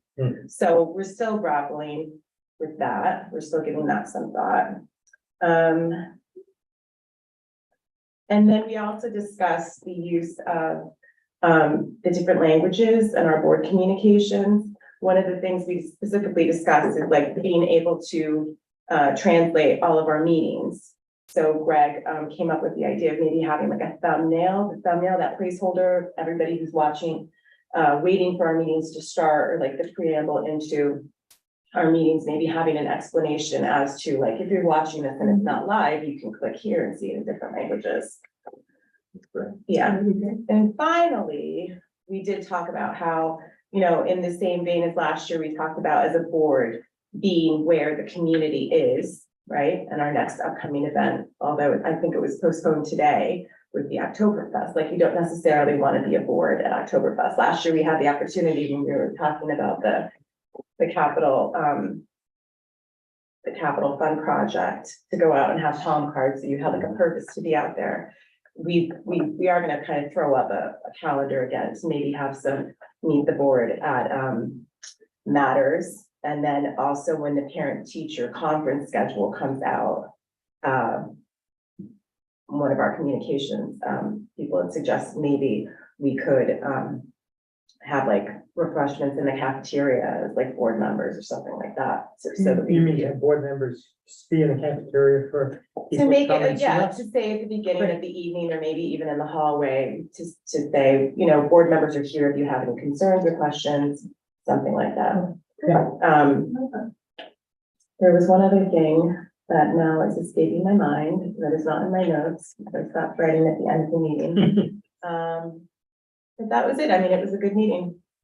And we have very talented communications people, Greg included. Actually, Greg went over the website, the new launch of the website, and the different pages regarding the schools, the new photograph of the BOE, which is amazing. And we spent a lot of time and a lot of thought in helping us to understand how, you know, navigating that site should really be user-friendly for our community and for our parents, and just the sheer vast amount of information that will be contained on that site in such a beautifully thoughtful way. I mean, it really just is, if that is anybody's first interaction with our district, what a beautiful calling card you put together, Greg. It's just really well done, and it's almost inspiring. It makes you wanna, you know, think of what school can be. Well, I think Croton can be. Whatever Croton could be too. There will be a community page on the new district website. And also there will be a tab on the side that will have, you know, highlighted things to our hashtag what school can be. So that is very, very exciting. And there's still something that I'm forgetting, but I'll talk Is about it there later. a date for the grand reveal? It'll probably be at the end of October and early November. That is exciting. Awesome. Yeah, so be on the lookout for a Matters Coffee Saturday morning, board member, sign up and, parent teacher conference night signups. Great. Thank you very much. I have one question though. There are daytime parent teacher conferences Yes, as well, like on yes, election day, where you, is it yes. intent that We we'll were be there on the day too? Yes, we were saying, you know, because those days are long, right? Mhm. Like you wouldn't be there. Some of our teachers are there from like 10 a.m. until 6 p.m. or something. We wouldn't expect that of board members. Maybe we would do like a couple hours in the morning, a couple hours in the evening, just so that we have coverage for, you know, both kind of cross sections of who's going to be there. And again, it's all based on our availability because so many of us are also working. But it would just be another way to get into the community. Good. Yeah. That's a great idea.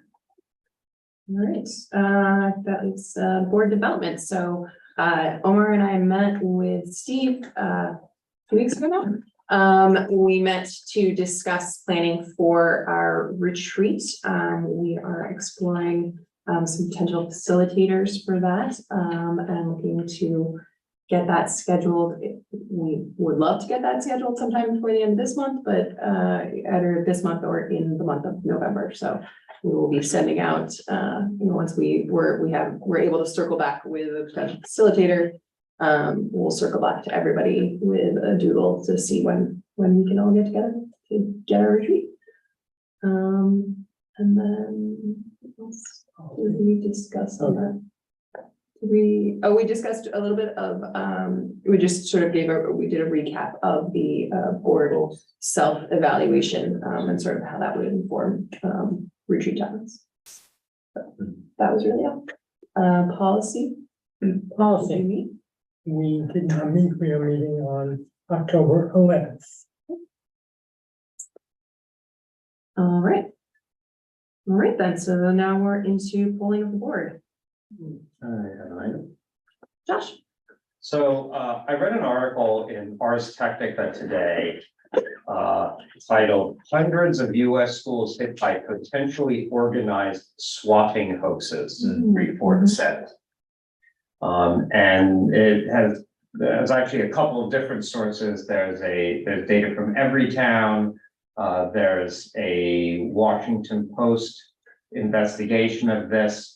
And there's been a few other articles about it, summarized very well in the Ars Technica Post. I will forward it to the board and administration. I think this is something we might want to pass on to our security pros. And make sure that we have a plan in place just in case that happens here. For those who don't know what I'm talking about, swatting is the practice of calling in a hoax report of, say, a school shooter or a security threat against the school that causes the police department to show up at the school with tactical teams, and it's very disruptive, obviously, to school, potentially traumatizing the students, and we obviously don't want that. That it's there have been at least 500 nationwide over the past year cases of this. So definitely something we ought to be thinking about. Anybody else for polling? I have a couple items. I just want to shout out to the girls varsity tennis team who won their match yesterday during homecoming under the lights. That was very exciting. And just again, a shout out to the boosters and to everybody for just a great homecoming week. I think this is like our third year under the lights, if not our fourth. And to just see how it's grown from, like, Theo was there with like his CET kids last night. It was really heartwarming to see the community coming together and seeing all of that spirit. Mr. Maxim has been putting the miles on his car, being everything. So shout out to him for that. And then also with respect to Josh and I and the Student Faculty Congress as representatives on that, we have been in communication with Mr. Bahalik, and my understanding is that you're still going through elections, and he's given us excused absences for the next 2 meetings and for the last 2 meetings, because there's not a lot of kind of Steps into meeting going on. I think they're just internally working out how they're gonna proceed for the year, so we are on it and we will be there, but we have not been called to be there yet. Anything else? Anything else? I've got a couple of things. Yes. Okay, so it's like maybe a little bit more than a couple of things. Give me 1 second. I went to PDC PTA's kickoff meeting this year, and I just wanted to report that they're really developing innovative ways to make their fundraisers into inviting community events like they did last year with the storytelling showcase. And I think one of the things that really impressed me with their ongoing messaging is that they really focus on this idea of PTAs funding the fun. And I think they've done a wonderful job of making families feel really good about supporting the PTA. So that was really just exciting to hear and to be part of that energy. One of the questions that cropped up a lot of times actually during our discussions there was this issue about how folks can use parents, where I could not remember where I heard this conversation, but that's where it was. So we were really able to address that with Greg yesterday at Communications Committee, and I think we have a lot of great ideas on how to solve that. One of the questions that sort of came up for me in attending the PVC PTA, our district does not have formal board liaisons to any of the PTAs. A lot of area districts do. So I'm just going to put it out there as something to consider, because I think it's a way for us to connect with the community as we're thinking about sort of ways to meet people where they are. This is a place where lots of engaged parents show up. And you know, one of the things that Anna and I and Theo talked about with Steve and the rest of the team is we don't necessarily need to be reinventing the wheel in terms of like finding events to be at. Maybe just going to events where people already are at is a way to sort of make that connection. Josh recently passed on the mantle of bicycle pedestrian committee representative to me, and I got to go to my first meeting, and I have to say that it's a really impressive group because they are working so closely with the village administration and DPW on design and safety issues that are really actually very important to students in our district, because we have people who walk and bike every single day, and they have identified some major areas for improvement in the coming year, including the circle, with new curbs, sidewalks, and ramps, which I think is really crucial for some of our students who actually could use ramps in that area, for instance. They're talking about changes to the island there to help slow down traffic. They're talking about an improvement plan for the entire length of Cleveland Drive, not for a little while. It's definitely in the future in 2024. So don't worry about that quite yet, but the reason it's important is because it's a major walkway to all of our schools. It's a major bike path to all of our schools. And with the improvements, the hope is that they can really formally designate it a safe route to school. I live on Cleveland Drive. It does not right now feel like a safe route to school for me or for my children. So I'm really excited about this, and I think they're doing a great job advocating. There's more on the safety front. Everybody knows, right? Because I say the safety is my jam. So I'm just going to tell you that there is a pilot program of rectangular rapid flashing beacons. There's an acronym for those. They're called RRFBs. And those are going to be installed at 2 key pedestrian intersections that our students use. The Mid-Maple Avenue crosswalk that goes up to the PVC back stairs. So to have a flasher there, I think that's a great thing. It's a pilot, so I don't know exactly what the details are, but I think that's promising. There's obviously a crossing guard there already, but you know, the lights help you see the crossing guard. Also, Maple and Wood, the crosswalk that leads up to Gerstein, when you're coming to CET from like Harrison Street Playground, that area from Grand Street. So that's another major crosswalk where we have a crossing guard, but having one of these RRFB flashing is going to just get people's attention. Other pilot programs that they're looking into, and they actually welcome community input on this, is locations to pilot LED flashing stop signs to discourage drivers from blowing through said stop signs. So they're looking into that. They're also looking into looking for locations to consider testing raised crosswalks, which I know, you know, that's an issue people have lots of feelings about. There'll be a test program to sort of see how does it work. So it's pretty incredible that they have made so much progress. The last thing I'll say, I just remember this, I did have a chance to go talk to the crossing guard at the Five Corners because people in the community recognize this person for the incredible work that she's doing, making that intersection, which is bonkers, so much safer for our walkers, our bikers, and even, you know, adults and dog walkers walking through. She doesn't spend a lot of time on Facebook, so she hadn't seen the lovely comments that people made, but she's going to go check it out now. And so it was great to be able to talk to her about that. Last thing for me is I did go to high school's building planning council today. We reviewed the architectural renderings of the spaces that are going to be redesigned here in the building. And it was nice to actually walk into the spaces as they look right now and imagine what they could be. And also finally make a connection between the plans and the actual geography of the building. So that was very helpful. Mr. Maxim walked us through all of that. The student members of the BPC are so supportive of the changes to come, even though they recognize that some of them are going to have graduated before they become a reality. But what's really nice to hear is that they understand the importance of these things happening for future generations of students and middle schoolers and kids at CET right now. And so they're really supportive and really excited about the changes. So it was really nice to hear. That's it. Can I ask you a quick question? Have you heard anything about the arms on the buses? So that I think has been like an advocacy issue more than a village issue. And I'll let you guys, because you were a little bit more involved. Yeah. County executive. So yeah, it's with an RFP has been sent out from the county. Right. And they are awaiting responses on those. I don't think the RFP has closed yet. I don't believe it's closed yet, but we are top on the list. We were one of the first. And I will thank Denise Sanchez for that. One of the first to apply and respond to their request. So we're just waiting on them. But it's close. Exciting. So in answer to that, or with regard to that question, Sarah and I, along with Steve and Denise, met with the village manager and Sherry Horowitz, the assistant village manager, on Tuesday, where we discussed many different things, including towards the end of the meeting, the present status of the stop on or the cameras on buses, which Sarah's already described. We talked about, among other things, communications.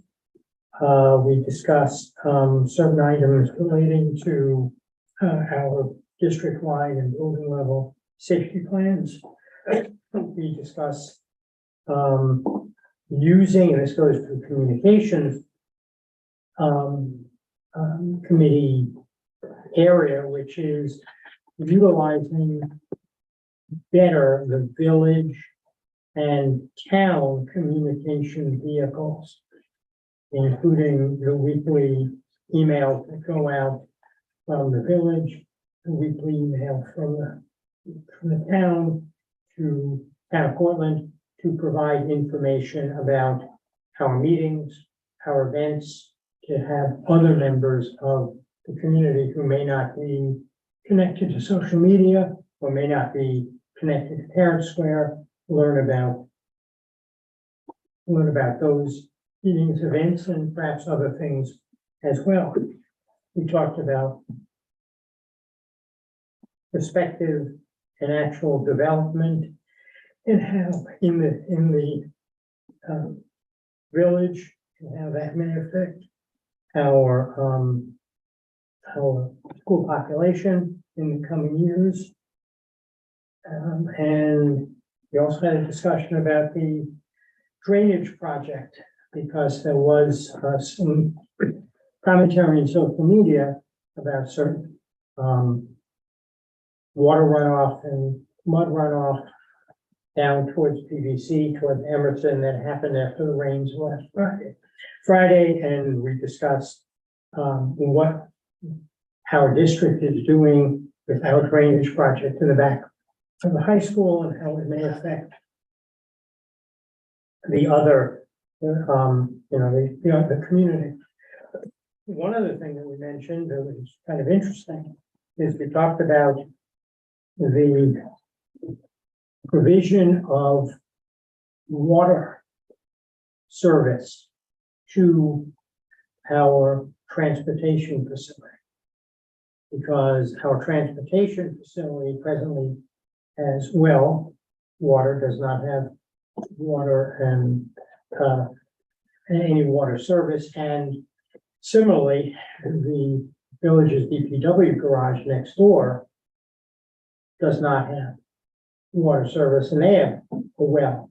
And that creates a problem with getting enough water and consistent water to those facilities.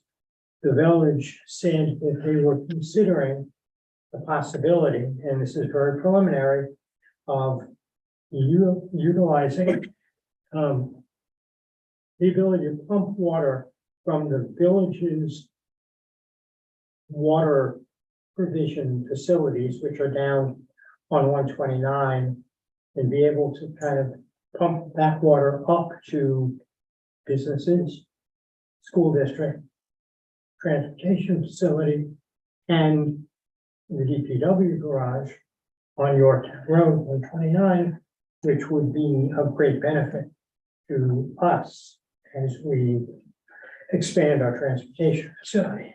Obviously, there's no commitments. We don't know the cost. We don't know the cost that we might share, but that's something on the horizon. I guess a bunch of other things were discussed. But the one thing, I guess, that was discussed at the district, that the village is considering doing is hosting a repair cafe. Or perhaps a few times a year, to have people bring their broken toasters and broken lamps and whatever to a place like municipal building and said, have people fix them.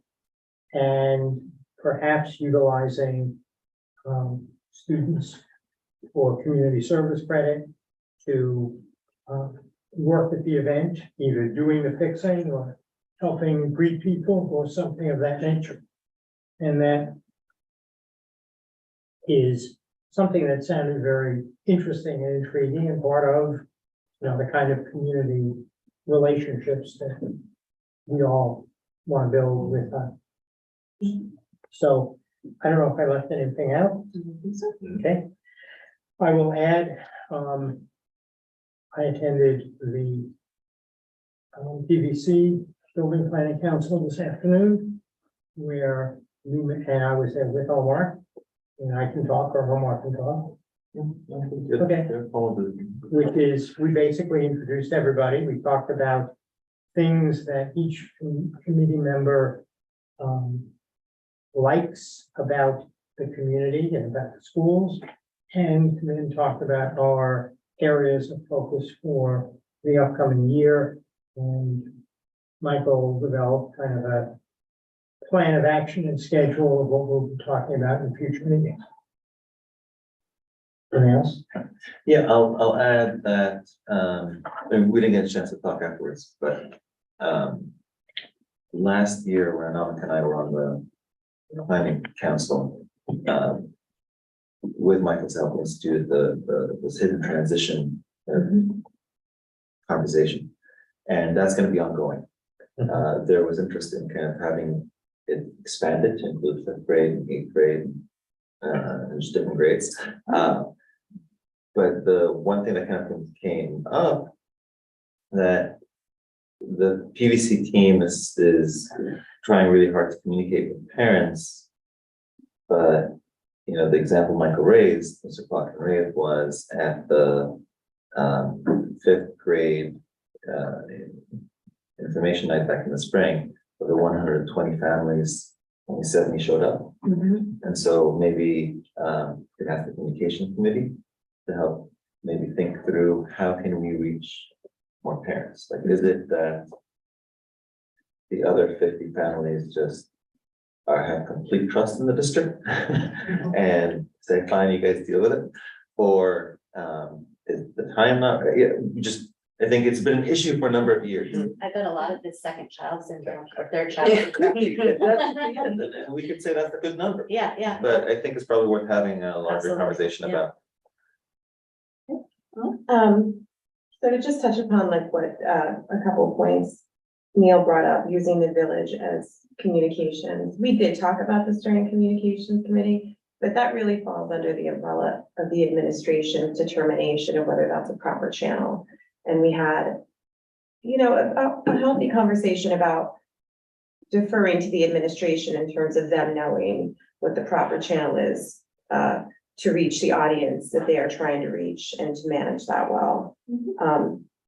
So to the extent that, again, like talking about a spring event like that, that would, not to pile on to the administration's work, but that kind of falls under the administrative wheel in terms of what's happening. My question to Sarah and Neil is, when you met with Manager Healy, did the discussion of pilot programs come up and future pilot programs or advanced They notice? may make a little of Correct. Yeah. that. Given all of the potential construction that's about to happen, because it is something that came up in one of the advocacy voting guides that we discussed, I think, with So Steve we briefly. didn't discuss pilots specifically at that meeting. We have in prior meetings. The only development that has a pilot is 4151 Maple, the cat property. The Cass property, right? So the cat property does have a pilot. None of the other developments that are out for RFP or that are being. They're not there yet, we They're- won't know. They do not have, and are not expected to have pilots. Okay. It was the last conversation we had, that there were not any other pilots that they expected. Oh, great. However, But we've spoken, Yeah. with them over time in terms of making sure that is a conversation, as early as possible, with us, because it is something that affects us quite a bit. and I would just add that, since the village for the Lot A is presently seeking responses to their RFP, which are due, I think, the beginning of next month, it is possible that some developers will request a pilot. Correct. And if and when they do, that will be the point at which we will advocate, in our forums to make sure that we are at the table throughout that process. But is there a position from the village regarding transparency regarding that? I think the village has. Because they don't have to give us any advance. Right, notice. I mean, the village has said that they would like to, ensure that is a process where they're speaking to us as early as they can. Okay, great. So one other thing that I wanted to talk about that came back to me, we talked about the back to school night communication. What we had prepared for us, and how, and it wasn't actually my wording, it was Lauren's wording. When we said that I expressed some dislike with what we were given to speak about, because it was very dry, and you're already it's an opportunity to speak to a contained audience that you don't have on many occasions. And it was actually Lauren who said, was it a missed opportunity? And I think it was a missed opportunity to communicate better with our parents in our district. So we talked about going forward, perhaps the board creating a video and talking about some more highlighted points instead of getting up and speaking, maybe being able to show like what these renderings look like and having it be like a more dynamic, interactive presentation that would just then play, and you would have individual board members available at back to school night. So that was a conversation we had regarding that. I think that would be a great idea. However, when I did the high school, Mr. Maxim said to me, "You got 2 minutes." Yeah. And, the 2 minutes went quickly, and then he was catching up on stage. He was Are you done yet? dedicated. Are you done yet? So, having the principals being willing to provide us with sufficient time to do what we talked about is something we'd have to Yeah, negotiate. Yeah. I think Or too strong negotiating. I Okay. think it creates like a uniformity to the presentation for every audience. And, we can maximize what we're doing in different takes. And then also, use some of the beautiful pictures and insights that we have as like a board to represent, what we do. Or even to kind of explain what we do a lot of times, I think it's a missed opportunity to be able to say, like, as a Board of Education, we can and we cannot do the following, or this is what it's like to be a member, to even give like a snippet of that at that kind of contained moment when you're starting the school year and you're letting people know this is what we're actually capable of doing, this is what we do. Thank you, I think it's a great idea. Does anyone else have anything for Paul? And just a couple of items. Just a couple of quick things. You guys likely saw, I sent an email out, I think over the weekend, about a couple of different items. There's a Lower Hudson Education Coalition advocacy survey out that they're looking to get a robust response on. So take it really pretty quick. It just takes a couple minutes. There's also the upcoming roundtable event that West Putt is hosting with regional school boards and administrators to discuss a variety of topics. The registration for that is open through tomorrow. So if that's something you'd like to attend, you can let Denise know. Also on that being the regional dinner, which would encompass board trustees and administrators from Westchester, Putnam, Dutchess, and Rockland counties, will be held on Monday, November 6th. This has been virtual for a couple of years, and is back to being in person. It's a great event to be able to not only see and speak with colleagues, but also to see and speak with area legislators. So this is a great opportunity to be able to hear some things that are going on and that are important in public education in our area. And then I understand one thing about the dinner. Yeah. Years ago, they had dinner at the Boys and Sleepy Hollow Conference Center in Tarrytown. This year it is going to be at the Tilly Foster Farm in Mahopac, which is one of the facilities utilized by Putnam, North and Westchester BOCES for certain programs. So it's a little bit farther to get to, but it is a very interesting, I think, I've never been there, but very interesting place to be. And possibly, I will find out that who's definitely not. cooking. Nope. I already sent you an email on that. All right. I was It is not. hoping that. No, the culinary- students will not be cooking The this students. evening. That evening is actually the larger event, Tilly Foster Farm event space, not part of the BOCES campus. Oh, well, okay. You know, you're gonna get some special food. But It's nice for them to cook. We can visit the alpaca. there you go. We can visit. The other point, and this is something that I forgot during board reports, the other thing we did discuss in board development was for people to take a look at their calendars and send some dates with regard to learning walks. I know in the past, we've kind of solicited dates from our building administrators and set up a couple of times a year where board members could go in for a learning walk. We're actually thinking of trying it sort of the opposite time, like if you send dates to Denise that you would be available, if it's whether it's, you know, an hour and a half or a half a day or a full day, we can work to structure learning walks that maybe encompass more than one building, but making sure that we all have the opportunity to get in and visit each of our buildings during the day and seeing what's going on. And so So I didn't answer that request because I was a little confused and I wanted to understand. Do we go on these individually or like as a group? So we would go on them as a group of 3 or less. Right.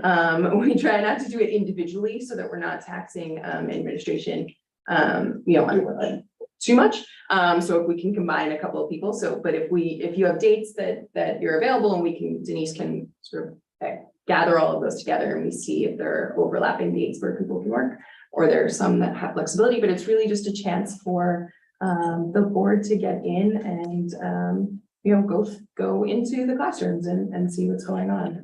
I always find really interesting and instructive in terms of learning about what's going on in each of our buildings.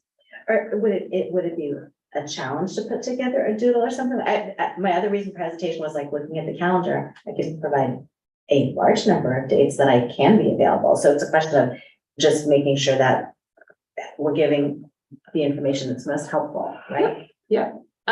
So I mean, we had just because we've done it the other way in the past and had oftentimes people not able to make those dates, figuring this way people sort of throw out what works for them, then we can start to back out of that information and put together stuff for people. And to, you know, Steve had mentioned that, you know, if there's a day, if someone has like a day free, right? Like we can schedule something so that if you're going to more than one building, so it's not just, you've got a day free and you've got an hour at one of the buildings.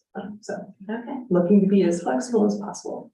Maybe kind of a in-between solution is to say, ask people, is there a day of the week that works better for you? Yeah. It's Friday or Wednesday. That helps narrow it And down. then, yeah, and then maybe if Yep. multiple people say, yes, Fridays work for me. Yeah. We can do something around that. Sounds like a plan. Great. Okay. And then last up was, I know we have gotten, a couple more, we're actually looking for a couple more board liaisons for both our innovation team and our culture of respect, district committees. So if anyone has any interest in serving as the, board liaison for either of those, district committees, please Time and day. let me know. I do not, off the top of my head, I do not have the times and dates for those meetings. They are generally at like a three, Typically 3:30 starts, the day of the week varies. yeah. Do we have board liaisons for the other committees? I don't remember that. We did do board liaisons for a large group of the other committees. In the past, we had sort of a steering committee of some of the other committees, but since we're not utilizing that structure, we wanted to make sure that both the culture of respect and the innovation team had board liaisons. We haven't had a board liaison on culture of respect for a couple of years. We have had one on innovation team. I'm happy to take on cultural respect. Great. But then things like the SEL committee, is there a liaison for that? Isn't that one of the other committees that the district solicited for with a social media post? Right, we don't have a board liaison for the SEL committee. We may not. If you wanna put me on innovation. Well, I hate to be this person, but I feel like you as board leadership serve on so many committees. Yeah, and I mean, so those committees. No, if there are others who are available. Non-leadership Absolutely. opportunity. I'm trying to think about whether I should raise my hand again for innovation. I did it once before. I'd love to do it, I just don't know the time. Yeah, it Yeah, generally starts at like yeah, 3 or yeah, 3:30 yeah, and it's, fine. yeah. Why don't you guys split it? Be 2 hours, depending on the presentation, and it's sort of like, in my experience, it's been a little ad hoc, but it was really fun. But why don't you guys split it? Absolutely, yeah, you Because then- can have more than, we could have. You and split it. Josh can split it, and that way, Sure. hopefully it works out Sure. between both of your schedules. I'm usually good for afternoons, it's mornings that are hard. So that would be Josh and Omar. Yeah, and did anyone Another else, have an interest in cultural perspective? I said reach out to culture. I know, yeah, I was gonna say, was there anyone else in terms of splitting that in order to make sure that? You're on South, right? No, that's what I was asking about, because Oh. I think that committee has met already, right? Yes. Yeah, so is there a plan to have a board liaison to that committee, or what's our thinking? We've never had a board liaison to that committee, Well, I mean, that wouldn't be a reason not to talk about it, I would think. Yeah, he said he doesn't have any objection to it. I said we just never had. That's why it was never on the list. I mean, you had mentioned that there were something like 50 people on that Zoom call, so it's a large committee, which means it's also fairly representative of the community. There might be value in hearing directly from those 50 people. Although I'm sure they don't all talk on the same Zoom, right? Rachel tends to, she has a tight presence, ship, yes. yeah. Absolutely. So certainly Anna and I can coordinate if there's a time that she can't make it. from Yeah, her let's do that. perspective, Just works, both, yeah. we'll both be back, I mean, not backups, but you know what I mean? Alternate, yeah. But I think it would be great to just find out about, just again, because social emotional learning, it's like, it covers a lot. It'd be great to determine if it's appropriate for there to be a role there as well. Great. Well, I noticed, Theo's not, We can leave him a spot. we There we can, go. or ask him if he wants to start. All right, I don't have anything else, Polly. I guess I have one question then, since you're talking about committees. Is there a liaison to the athletic committee then? Because that committee is meeting, and are they not? The athletic advisory committee, Yes. if they have, I'm not aware of it. I'm not sure they met this year. Because DJ had an athletic. advisory. DJ did, it's not something that Bill has continued, at least in the time that he's been here. So some of them we're trying to think through what the what the focus is, Sure. right? And making sure that we're valuing, especially the administrative facilitators' time and asking them Sure. to do this extra work. So, that's one that we kind of have off the burner at the moment. And I just haven't addressed it with Bill yet. And then to piggyback on what Anamika had raised early, I mean, since we're talking about this, should we like make it a point to examine whether we should have not liaisons, but I guess liaisons to the PTAs and Other districts call them buddies, which is, I know, kind of like a little bit of a goofy term, but the idea being that like there's a person who sort of, if you naturally have to be there anyway, it's a way to report or just be in contact. Like a consulate, yeah, and would we do that for the boosters also, I guess is my question. would make sense.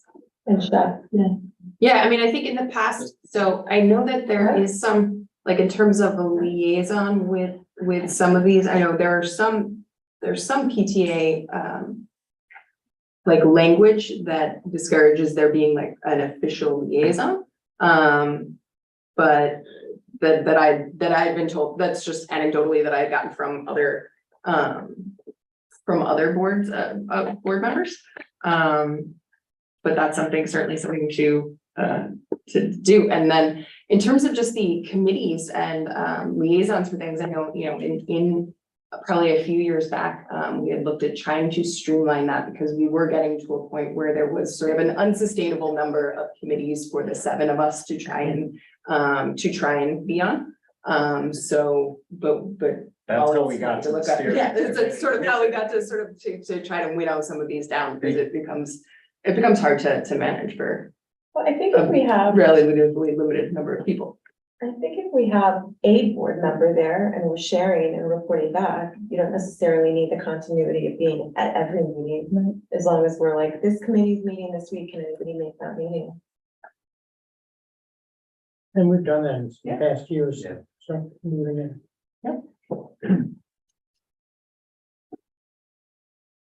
Well, I think, yeah, that's certainly, we can look into, look into some of these additional committees and then just look into how we would structure it then in, next year when we look at reorg.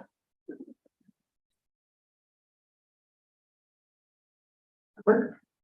Mhm. All right, items needed for our next Board of Education meeting.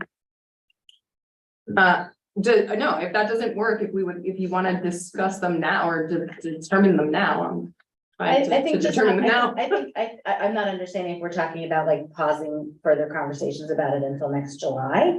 Or if it's more that, we want to see what sort of naturally bubbles up in terms of people's availability and interest, because of course, everyone has so many responsibilities. And there's a lot to cover. And I think that's just the piece that I'm not.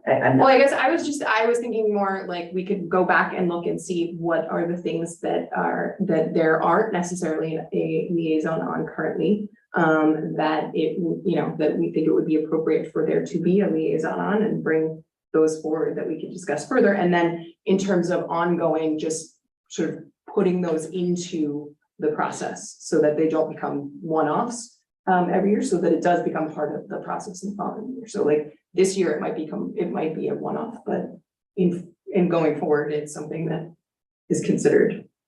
Yeah, I think looking at. And set upon so that people are programmatically, thinking about for the year. That makes good sense, and hopefully there can be some flexibility, or again, people have at their option, of course, to attend and report, because that can also be helpful. Yeah.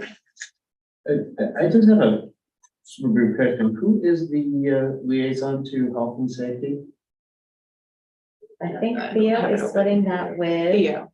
I don't remember who it's being split with. Partly this would be making sure it wasn't me. I don't think it's you, no, it's not. To get yourself covered after all this time. Yeah, exactly. I wanted to make sure that. I thought it was you. We could have played that one better, guys. We could have played that one better.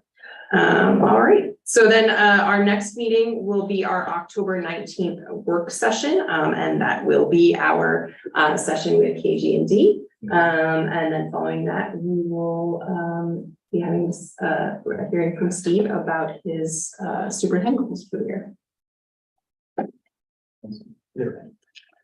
More jokes. For that. Yeah, he's gonna work on his joke, yes. Mhm. All right, if no one has anything else, then, recommended action that the Board of Education adjourns the meeting at 9:50 PM. So moved. Second? All in favor? Aye. Aye. Opposed, abstained, motion carries. All right, thank you very much, everybody.